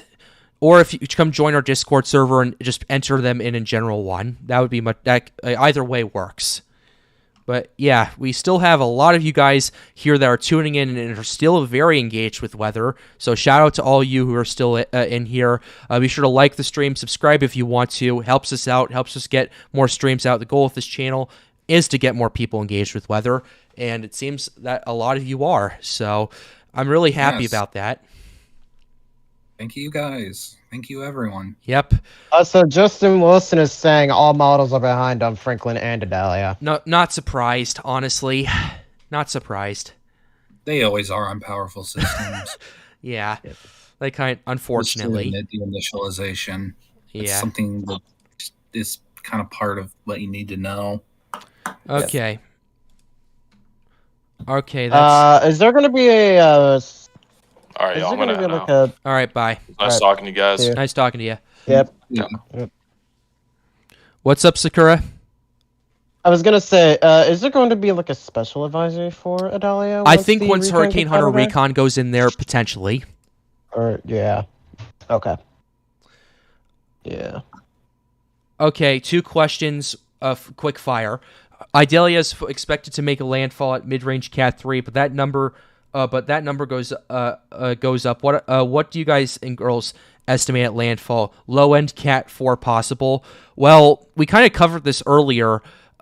Because first of all, where this cone is, this 120 mile per hour is still about 150 miles offshore, and you still have about 10. If it's moving at 15 miles an hour, you still have 10 hours over water for this to develop. So a low-end Cat 4 definitely is possible. I'm not ruling it out, but we'll have to wait for recon to see what's going on with it right now, because that's going to speak volumes for basically what the future is going to be like.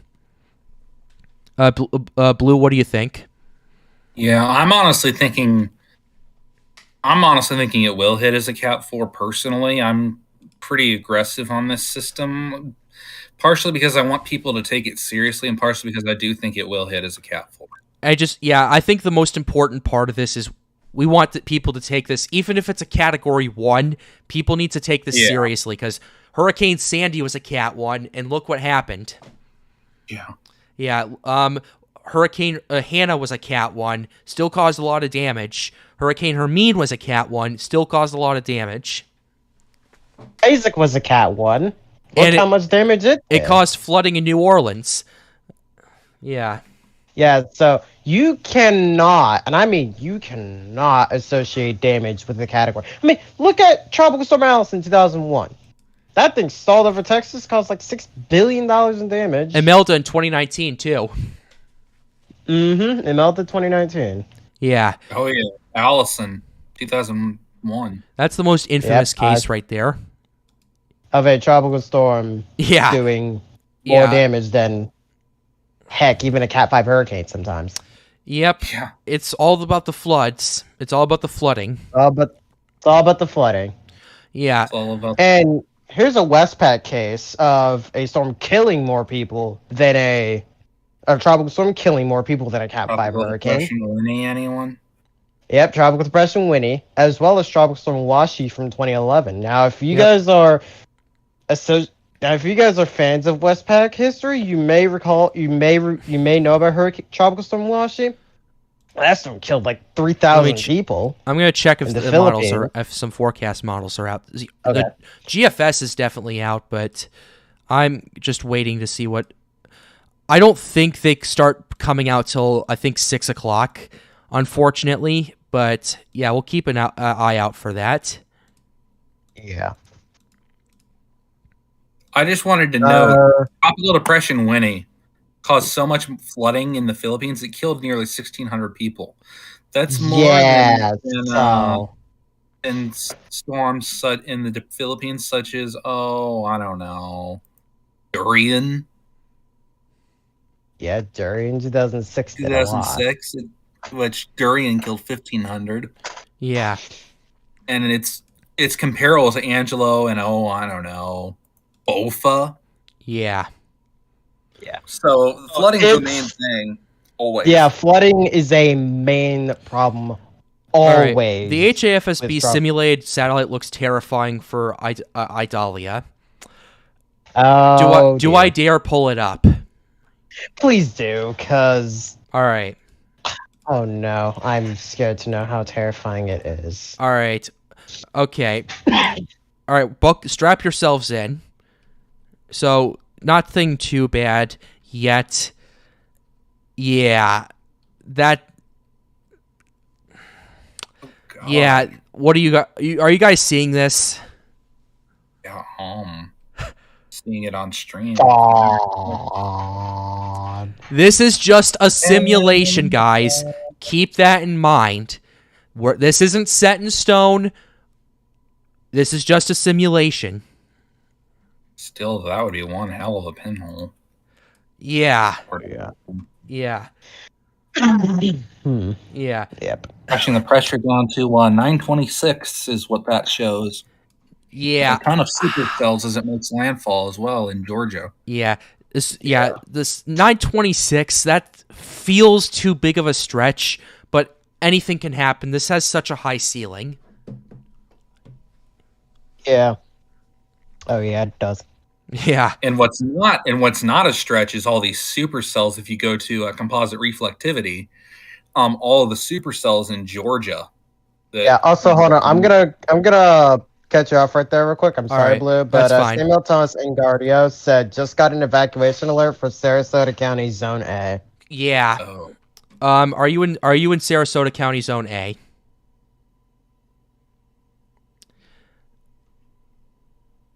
Dead silence. Leave. I'm not, I know, but but yeah. whoever said that, maybe What would you give the chances Yo. of hitting all the categories?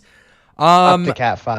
Well, I think what they mean is up to Cat 5. Yeah, I know. I'm not giving percentages because this is so unpredictable that I don't feel comfortable doing that. I want to see I want to see first of all what the hurricane hunters are looking at first of all, and then figure it out. Oh, speaking of hurricane hunters, they're finally in Idalia, so we'll have to see what they're looking at. But right now the data is a bit scrambled, so we'll have to see when it gets through. Gets through the eye wall and makes that pass, and before we say anything on that front. But okay. Definitely. All right. Samuel is not in Sarasota County Zone A. Where? Okay, Sarasota. Yeah, Sarasota County A. That's south of Tampa. Aren't they under? Are they under a hurricane warning or a hurricane watch? I'm gonna look. I believe they're under a hurricane warning. Okay. I could be wrong. Okay, I can understand why they're evacuating that because of the surge. Yeah. All I'm going to say on that front is if you're not in Zone A, listen to your local authorities. Once they tell you to evacuate, leave. But I would start preparing right now. Absolutely. I would start preparing. What is the surge forecast for Cedar Key? 8 to 12? Yeah, 8 to 12 feet. Yeah. I want to look at the composite reflectivity on pretty much every... just kind of as an overall on pretty much every briefly or just touch on it on pretty much every run of the pretty much every major hurricane model, because you have the HAFS A and B. The HMON doesn't show it as well, but the HWRF also shows it just coming apart as it goes into Georgia and into Florida, into supercells. And that's going to provide a tornado outbreak. All right. Healthy tornado outbreak. And I do want to note, and even though it's not a moderate risk, there's still a slight risk for flash flooding in East Tennessee. And that's gonna be problematic for sorry about that, guys. Landslides. Perhaps the most concerning part of the run of all of these is the HAFSA, which has supercells on shore by 2 a.m. on the 30th of August. Yeah. And the supercells clear up through 11 p.m. in the isolated in Carolina. All right, T-Vold might hop in the stream for in a bit. Let's hope he does, because I would really like to hear what he has to say on this. Yeah, for those of you who don't know, T-Vold is one of our core founders of Storms United, so he's a pretty important figure, kind of, in Storms United. So shout out to him. His channel link's in the description. But anyway, back to the fun. Why? What? I'm not reading that on stream, by the way, T-Vold. I'm not giving you the satisfaction. Yeah, if you want to come on stream and read it yourself, fine. Yeah, you guys are gonna want to have to join our Discord to see that. But shameless plug right there. But anyway, yeah. Let's just get back to track. Yeah. But yeah. Again, as I said though, East Tennessee, basically the rest of North Carolina that isn't under the moderate for flooding, places like Raleigh, Durham, Winston-Salem, Charlotte, Hatteras, Asheville, they're all in the slight risk for flooding. Now, the slight risk for flooding may not seem that bad, but it is very, mountainous out there. And Yeah. that's a problem for landslides and mudslides. Because I think that area's seen quite a bit of rainfall recently, if I'm not mistaken. So if Okay. they have, that's going to be a lot of problems for landslides and mudslides out in East Tennessee. And Okay. Hurricane. Major update. The NOAA mission number 8 is now inside Idalia, well, the outskirts of Idalia. It is entering into the core soon. That's good. And the Air Force 300 mission number 16 in Franklin is also entering into the core very soon. That's good. That's good. I'm more concerned about Idalia due to the threat to land. I know. But I just wanted to note. That's Note fine. there was one going to Franklin. That's fine. And then there's a second one heading to Idalia now. Okay. Well, yeah, that's good. That's good. Yeah. Once we get that Hurricane Hunter data, yeah, we'll have to see what happens from there. But I'm probably gonna, yeah, that we'll have to wait and see what happens for sure. But we'll have to. But if you guys want to go ahead and if you have any more breaking news, let me know. real quick, just want to ask, what are they finding in Idalia right now? Like, What they're finding, in terms of winds. yeah, what they're finding, They're not. yeah, Sorry. yeah. Go ahead. What they're finding, not much. Let's look at the recon data we have. Flight level winds around 30 knots. Okay, They're only so 998 millibar level though. Yeah. okay. Okay. With Idalia Weather likely depth not 3. asking, with Yeah. Idalia likely not asking landfall at heavily populated areas, it's still capable of causing tens of billions of dollars of damage. Yeah, that's true. That is a very good very point. true. I That's a was good about point. to read that. This is basically, like I said earlier, a lose-lose situation, right here. Yeah. Yeah, and I know I asked you guys the question earlier, but it's an important question because it's still a lose-lose situation, but there's always a worse option, at least economically. So, yeah. Ellen Gill says, "All I got to say, please, is all I got to say. Please get out of the way. You could get back a house, but you can't get back life." Yep. That is 100% true. You can buy your house back, but you can't buy someone's life back. Once they're done, they're done. That's the cold truth about life, unfortunately. Can someone please explain the difference in the GFS versus the Euro?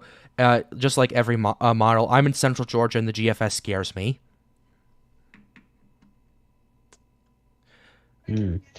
Well, Who wants to take that? Because I can definitely take that. I mean, if you want to take it, Pat, then that's fine by me. I'll be very honest when I say this. First, I want to see the GFS. I'm going to show that on stream, so that way we know what's going. We know what's going on. Let's go ahead and pull. Okay, never mind. We'll just forecast models GFS. Yeah, I definitely can. That's definitely realistic right there. But the GFS also has this thing making landfall as a 970 millibar system. So the difference between the GFS and the Euro is this: the GFS doesn't use geographical gridding. The European and every other model does. From what I understand, I know it's called something different, but that's the basic difference right there.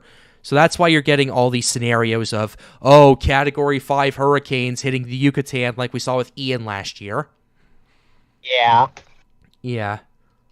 Or and another one, Delta, with Delta of 2020. If you remember that storm. Yep, that was a. That one scared me a lot. Yeah. I Yeah. will say there was one run of Delta where there was one isolated bottle that showed it getting to like 225 miles an hour, and I was like, "What?" No, not It was in happening. the guidance. It was not. It was not. It was in the guidance. Yeah, I know. But okay, we got a question here. Bluffton, South Carolina, not far from Savannah. What to expect? Let's go ahead and show you the cone. I'd say for now, tropical storm force winds, and maybe some flooding. And if the shear kicks in, you know where I'm going with this. You guys want to? Yeah, you guys. Yeah, potential tropical tornadoes. Yeah, agreed. Raptors. Yeah. So gonna that's call what them you're looking at tropicals. right there. It's not the worst I have seen, for sure, but it's definitely not good. It's not good at all. Yeah. Nope. Okay. We're just in a bit of an unnerving quiet right now. We're waiting for reconnaissance to give us a better idea of what's going on. We have 2 planes Yeah. heading in. Yeah. That's gonna be interesting. Yeah. So far, no new special marine warnings from Key West or Miami yet. Yep. There is a special marine warning off the east coast of Florida, but that is unrelated to Idalia. I was about to say Emil, though. Yeah. Yeah. I thought you were going to say Ian. Is that an eye trying to develop in the Idalia of the last frames? Is that for infrared? From infrared. Yeah, we know that an eye has developed, but it's below all this convection. It's all below a lot of convection. That's what we do know. It formed yesterday, and it's taking it and it's not showing up out through all this convection. With the eyes developing, it's developing at a decent rate, in my opinion. It's just the eye wall that's having issues, at least from the last pass. I'd say on infrared that they might actually have a point. You think? Yeah, go back and look. Yeah, I'm watching it right now. Definitely might, honestly. Just we'll have to. I want to see. I'll have to wait for the next few frames for sure, just to see what's the total. It's going on in total. Oh yeah, Yeah. yeah. It's 2202. Yeah, it's definitely doing something. Yeah. Also, Weather Dead 3 says, what are y'all's estimate for the damage potential from Idalia? I'm not going into that. I'm not Too going early to into tell. that. Yeah. I'm not too going early into to- that. That's a loaded early to question, and that's honestly That's up to kinda the like insurance companies pre-rating right a there. That's out of tornado. our purview. In a way, Yeah. that's like pre-rating a tornado for me. Yeah, that's out of our. That's Little bit early. For Yeah, us to that's- make that call. I'm not gonna get into that. That's Let's- up to the insurance companies, not me. So let's wait until after the storm. Then we can probably make a few estimates. Okay, At Daniel least. S. Hello from the intercoastal waterways of Siesta Key, Florida. I also have a friend in Clearwater Beach. Hopefully it does not do the, quote, turn right. Oh, absolutely not. Absolutely not. We do not want to see that. At this point, We don't want to see it. if this thing hits the Big Bend, I hate to say it, it's the best case scenario. I hate to say stuff like this, but because of basically the 2 scenarios we have, where if this thing goes east or if it goes a little further west, it's the only rural area in Florida. That doesn't mean there's no people there. And for those of you who are watching from the Big Bend, listen to your local officials. If they tell you to get out, get out. If they tell you to prepare, prepare.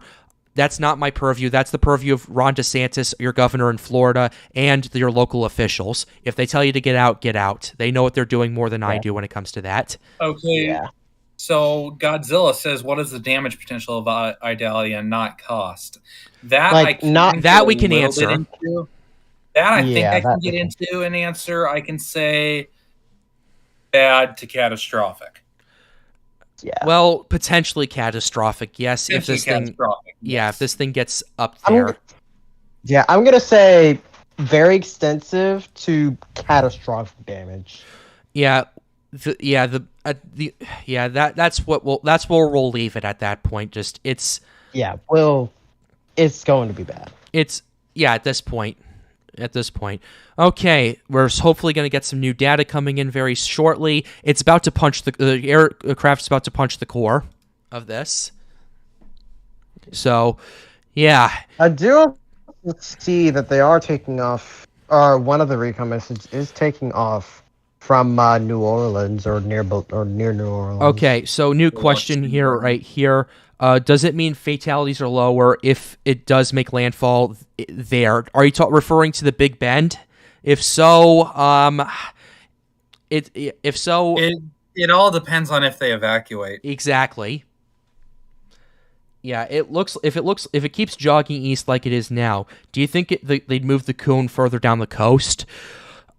A little bit, but not to the point where it gets a little bit, but not to the point where it gets to more populated areas. Hopefully not.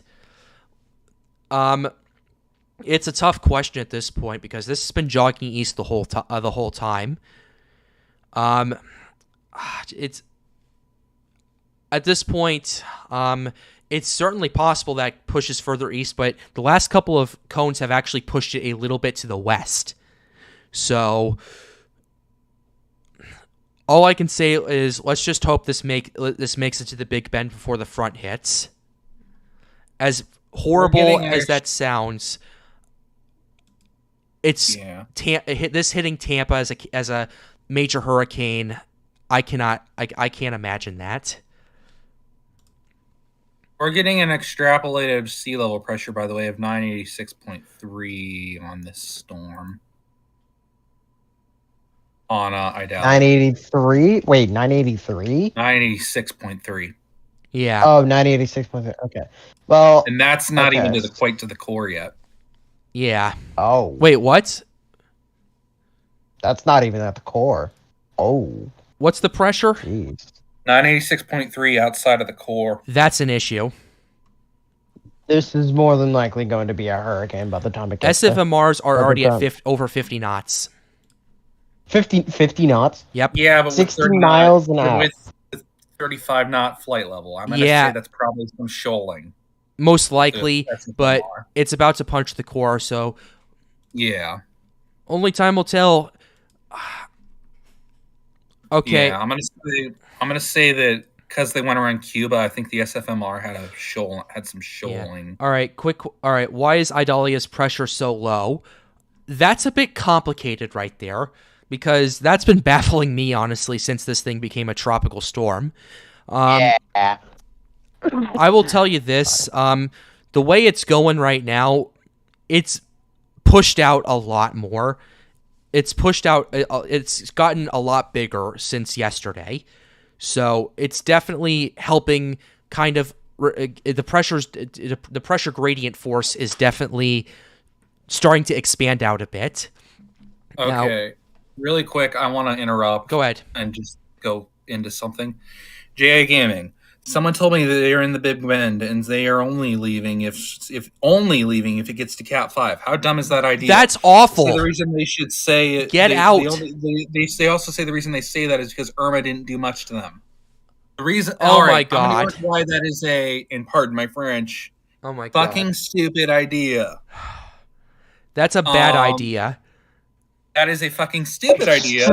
That is extremely stupid. Pardon my French, because A, no two storms are the same, and B, Irma was a T-Volt's on. Yeah, T-Volt's I heard on. that. Yeah.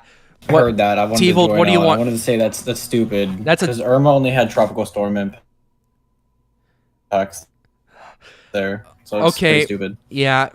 Just well, I guess it depends on where you are in the Big Bend, I guess. Yeah. Yeah, but it definitely depends on where you are. Definitely depends on where you're in Cedar are, Key. If you're in Cedar Key, more than like a tropical storm, you probably want to get off. Oh yeah. Isn't the Big Bend full of mangrove swamps? Yeah. Yeah. Okay. So T-Volt, you're ride or die Floridian. What do swamps do to storm surge? They just funnel it in. Oh, well, they don't do anything per se, but they tend to have a lower population, meaning that they can buffer it. Okay. For the more populated areas. All right. So yeah, but if there's alternatively any development, that just means they're flood areas. If there's any development at the same time. Yeah. So that's why Miami and honestly, going back to that person who lives in Bluffton, South Carolina, that's why those areas are going to be some of the hardest hit areas in the future for hurricanes, is because those areas were just swamped before they built them up. Yep. But yeah, just okay. We have another drop. We have another drop send. And the outer band surface is at 25 knots, 1,003 millibars. And that's northwest of the tip of Cuba, northwest. Okay. So this thing is T-Volt. If you've been watching this, we're looking at 986 millibars already. I heard. I'm watching it the whole time. Yeah. Yeah. So, yeah. I just wanted to say one more time. Pardon my French on that question. I just that really is like, and that really gets into the point again of difference between a Cat 4 and a Cat 5. It's minimal. Different. It's is very minimal. Yeah. I'm sorry. It's no difference. My apologies. Definitely. I misspoke there. If it goes outside and you can't walk, then it's time. You got to evacuate a lot sooner than that. That's really tropical storm force wind there. Here's the thing. You want to know the dirty little secret about Katrina? Yeah. It was a Cat 3 at landfall. It was a Cat 3 at landfall. It may have peaked as a Cat 5, and it did bring a Cat 5 storm surge because it only weakened right before landfall. But it was only a Cat 3 at landfall. So okay. Yeah, category. I know you were Joseph. I know you were trolling, but this is a serious situation. We don't take these things lightly. But anyway. By the way, if you go up to like Charlotte County, Florida, ask anybody in like Punta Gorda or Port Charlotte who wrote out Charlie back in 2004, like if they only evacuate for a Cat 5, they'd say hell no because Charlie was crazy. Okay, it destroyed the entire town of Punta Gorda. Yeah. 2004. All right. Ian, even though that was a Cat 5, like that was only after reanalysis. Like most people don't even probably know that was a Cat 5. Okay, so and that was only over water. Okay. So I have a question here. Will this make landfall in Apalachicola? That's a bit. One of the hot spots. It's a bit west. No, Apalachicola. I'm thinking Cedar Key. Yeah, Apalachicola is a bit west, in my opinion, but they're under a hurricane warning, so you still need to take it seriously. Even if it doesn't make landfall, you're still getting impacts. Yeah. It's in the northern part of the cone, so. T-Volt, what the hell did... Oh, my God. What? No, T-Volt, what the hell? Okay, I'm gonna do... Okay, I'm gonna do this, and I'm going... Okay. And the next thing I'm gonna do is... that. Okay. Plot twist, T-Volt is Joseph Hardren. I don't... Okay, that's done. We're done. We're done. Yeah, thank you. All right, so... Okay, so T-Volt, here's the question we have for you right now. How strong do you think this will be when the hurricane hunters go in? Maybe minimal hurricane, I'm thinking. Like what winds? 75 miles an hour, maybe. Okay. What do you think? We're thinking 75, 80 max. Blue's going 85 80 max. 70 min. Yeah.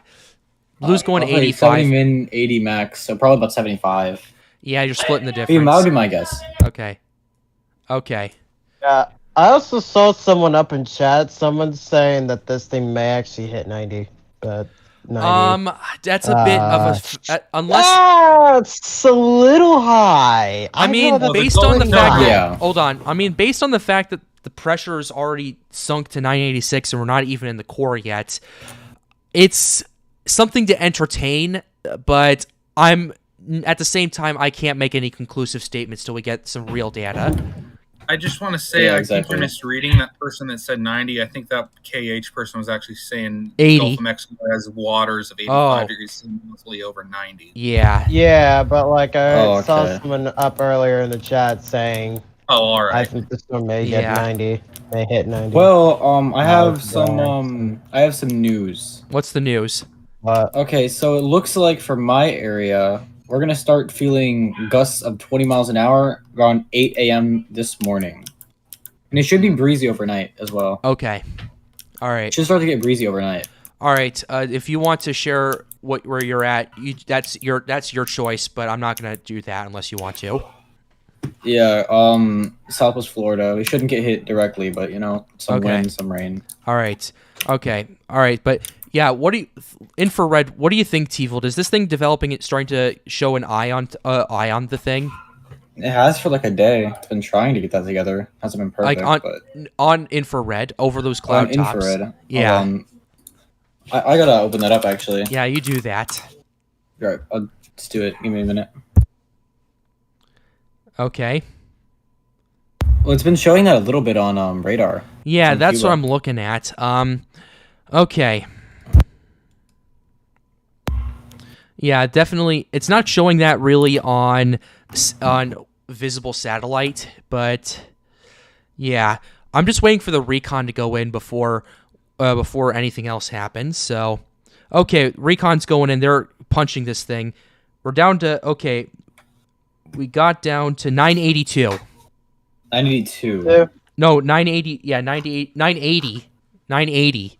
980. 980? Yeah. Really? Ooh. This went right through the center. Okay, so 980. That's a hurricane. 980. Yeah, 980.8. 980.8. Probably okay. So 981. Yeah, that rounds. Yeah, that rounds to 981. This thing sunk This thing sunk.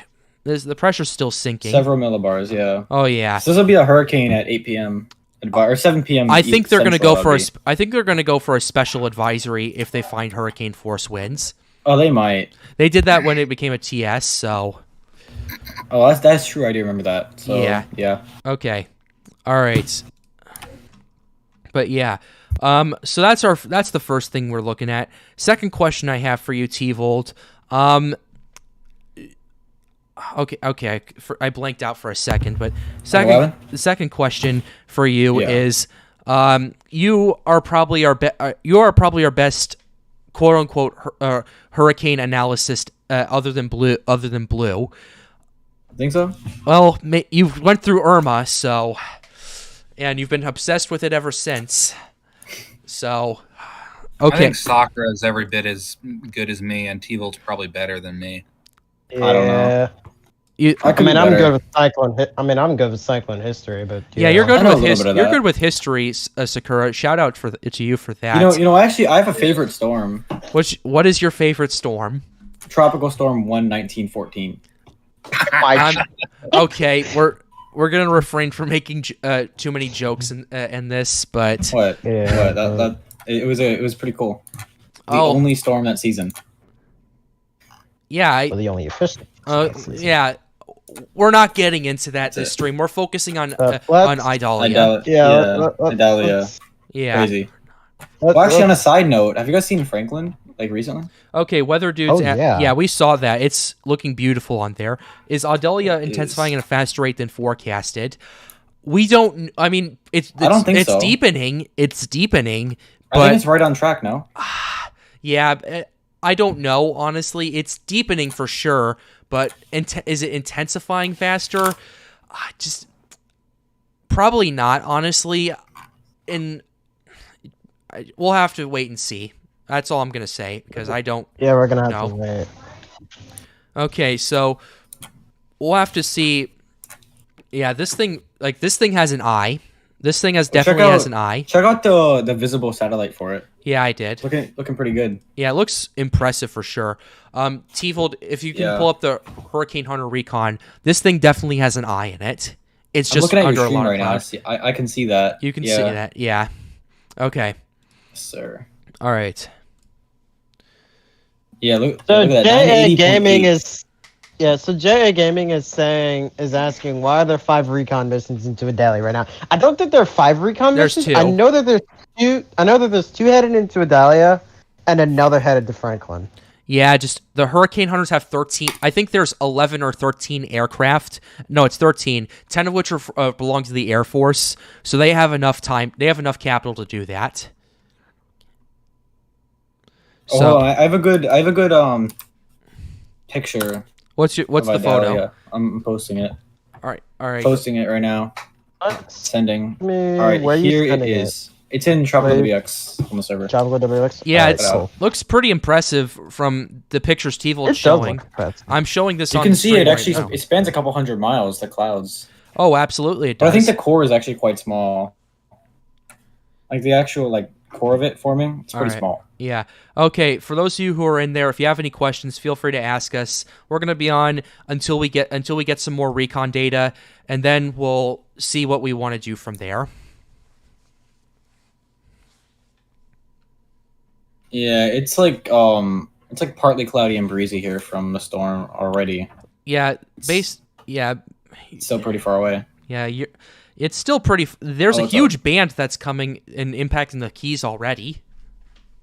So Yeah, I see that on the satellite. Yep. It looks pretty impressive. What, like 30-40 mile an hour gusts maybe even? yeah.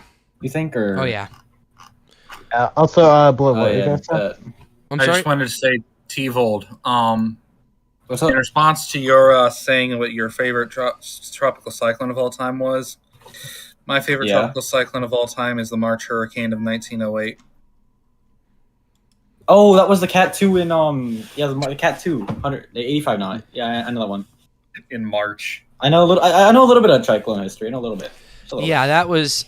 You don't get stuff in March, so that's a crazy one. No. Yeah, that was weird. That storm was weird. Like the track. Weird. Also, didn't it go down to like South America? Yeah, it went southwest. Or southeast. That was weird. Yeah, South, in the yeah, Caribbean southwest. in March. That was weird. Yeah. Okay, Strong, But strong, all so was that Idalia, aside- I think so. Idalia. Oh, Strong. Yeah, Idalia actually The went track's very southeast. weird. Idalia actually went southeast quite a bit. It was supposed to What is it meander doing? back and forth in Yucatan, but instead it's What was it doing? It's moving to Cuba right now. But What the? yeah, Wait, so is there potential for this to go like more east? You think?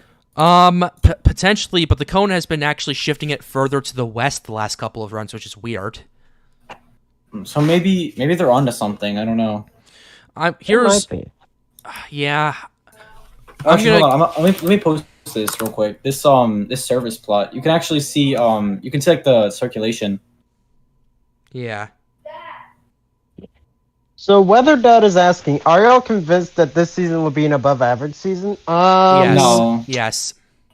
I don't think so personally. I- I actually no. I think it'll be like near average. Maybe. I think it's. I'm still. But- I said in my videos, I've said 17 to 20 named storms. I don't think so because El Niños tend to cut off after like September. So The thing is though, the Atlantic sea surface temperature anomalies are absolutely beating it out. that is true. Yeah. But there could be sheer. Like, do you remember how like dead it was for like part of the season? We had like a long time without storms. I feel like That the was. second half might do that. I mean, that to be fair, that was in Partially. July.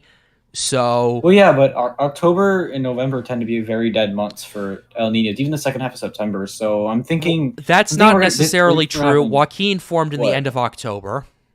In that's 2015. true, but that's true. I mean, I'm not like the best for forecasting And seasons. I want to but remind I'm you just that what I think. 2015's El Nino was nearly identical to that of 1997. If you've done your research on 1997's El Nino, Yeah.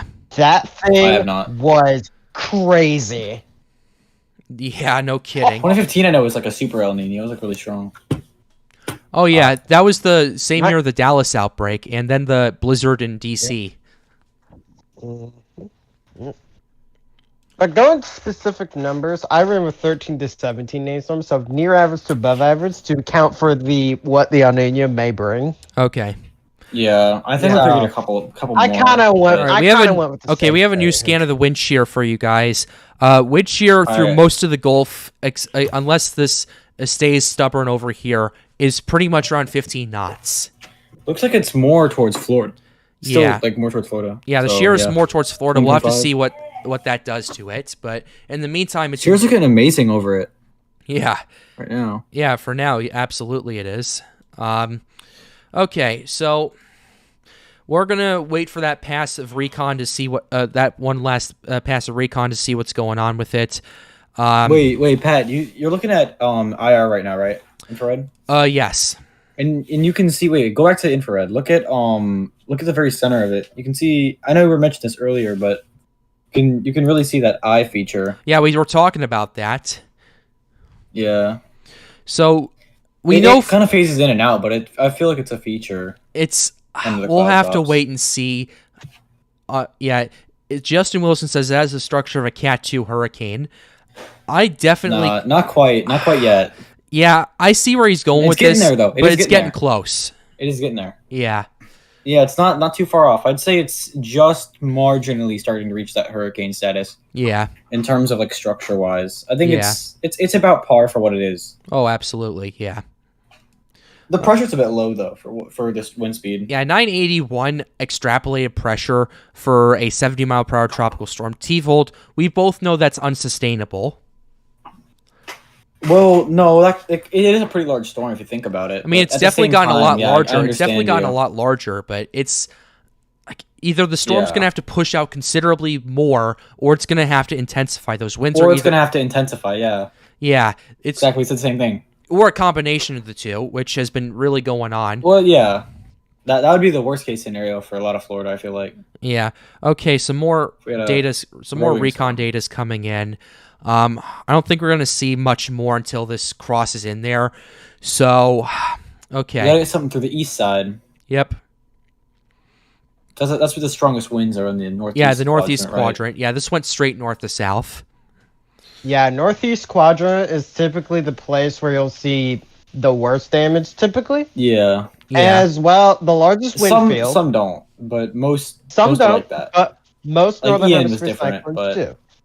Yeah. Most northern hemisphere cyclones too. Okay, Michael Cafrelli is saying this. I'm ready in Cape Coral just in case. Lost power for 10 days last year.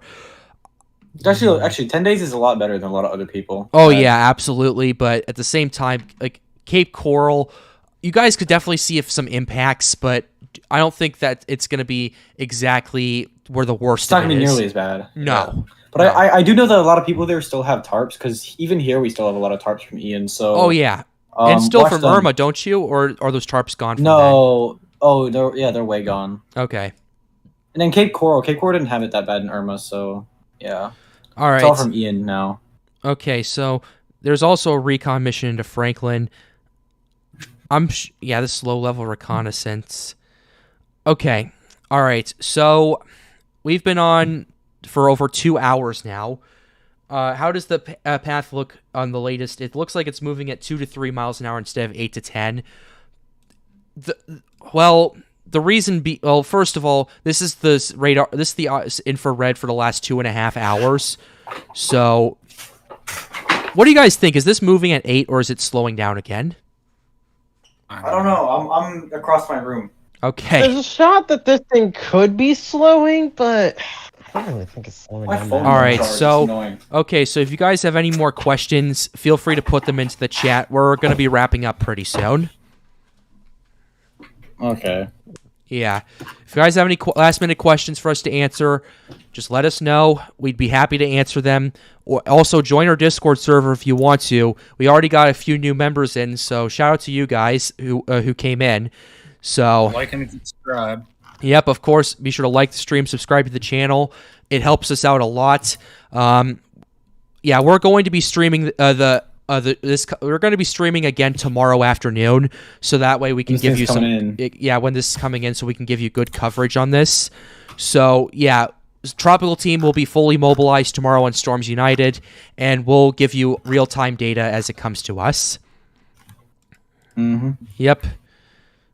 Okay. All right. Doesn't look like we really have any questions as of right now. So, all right. Okay. Yeah.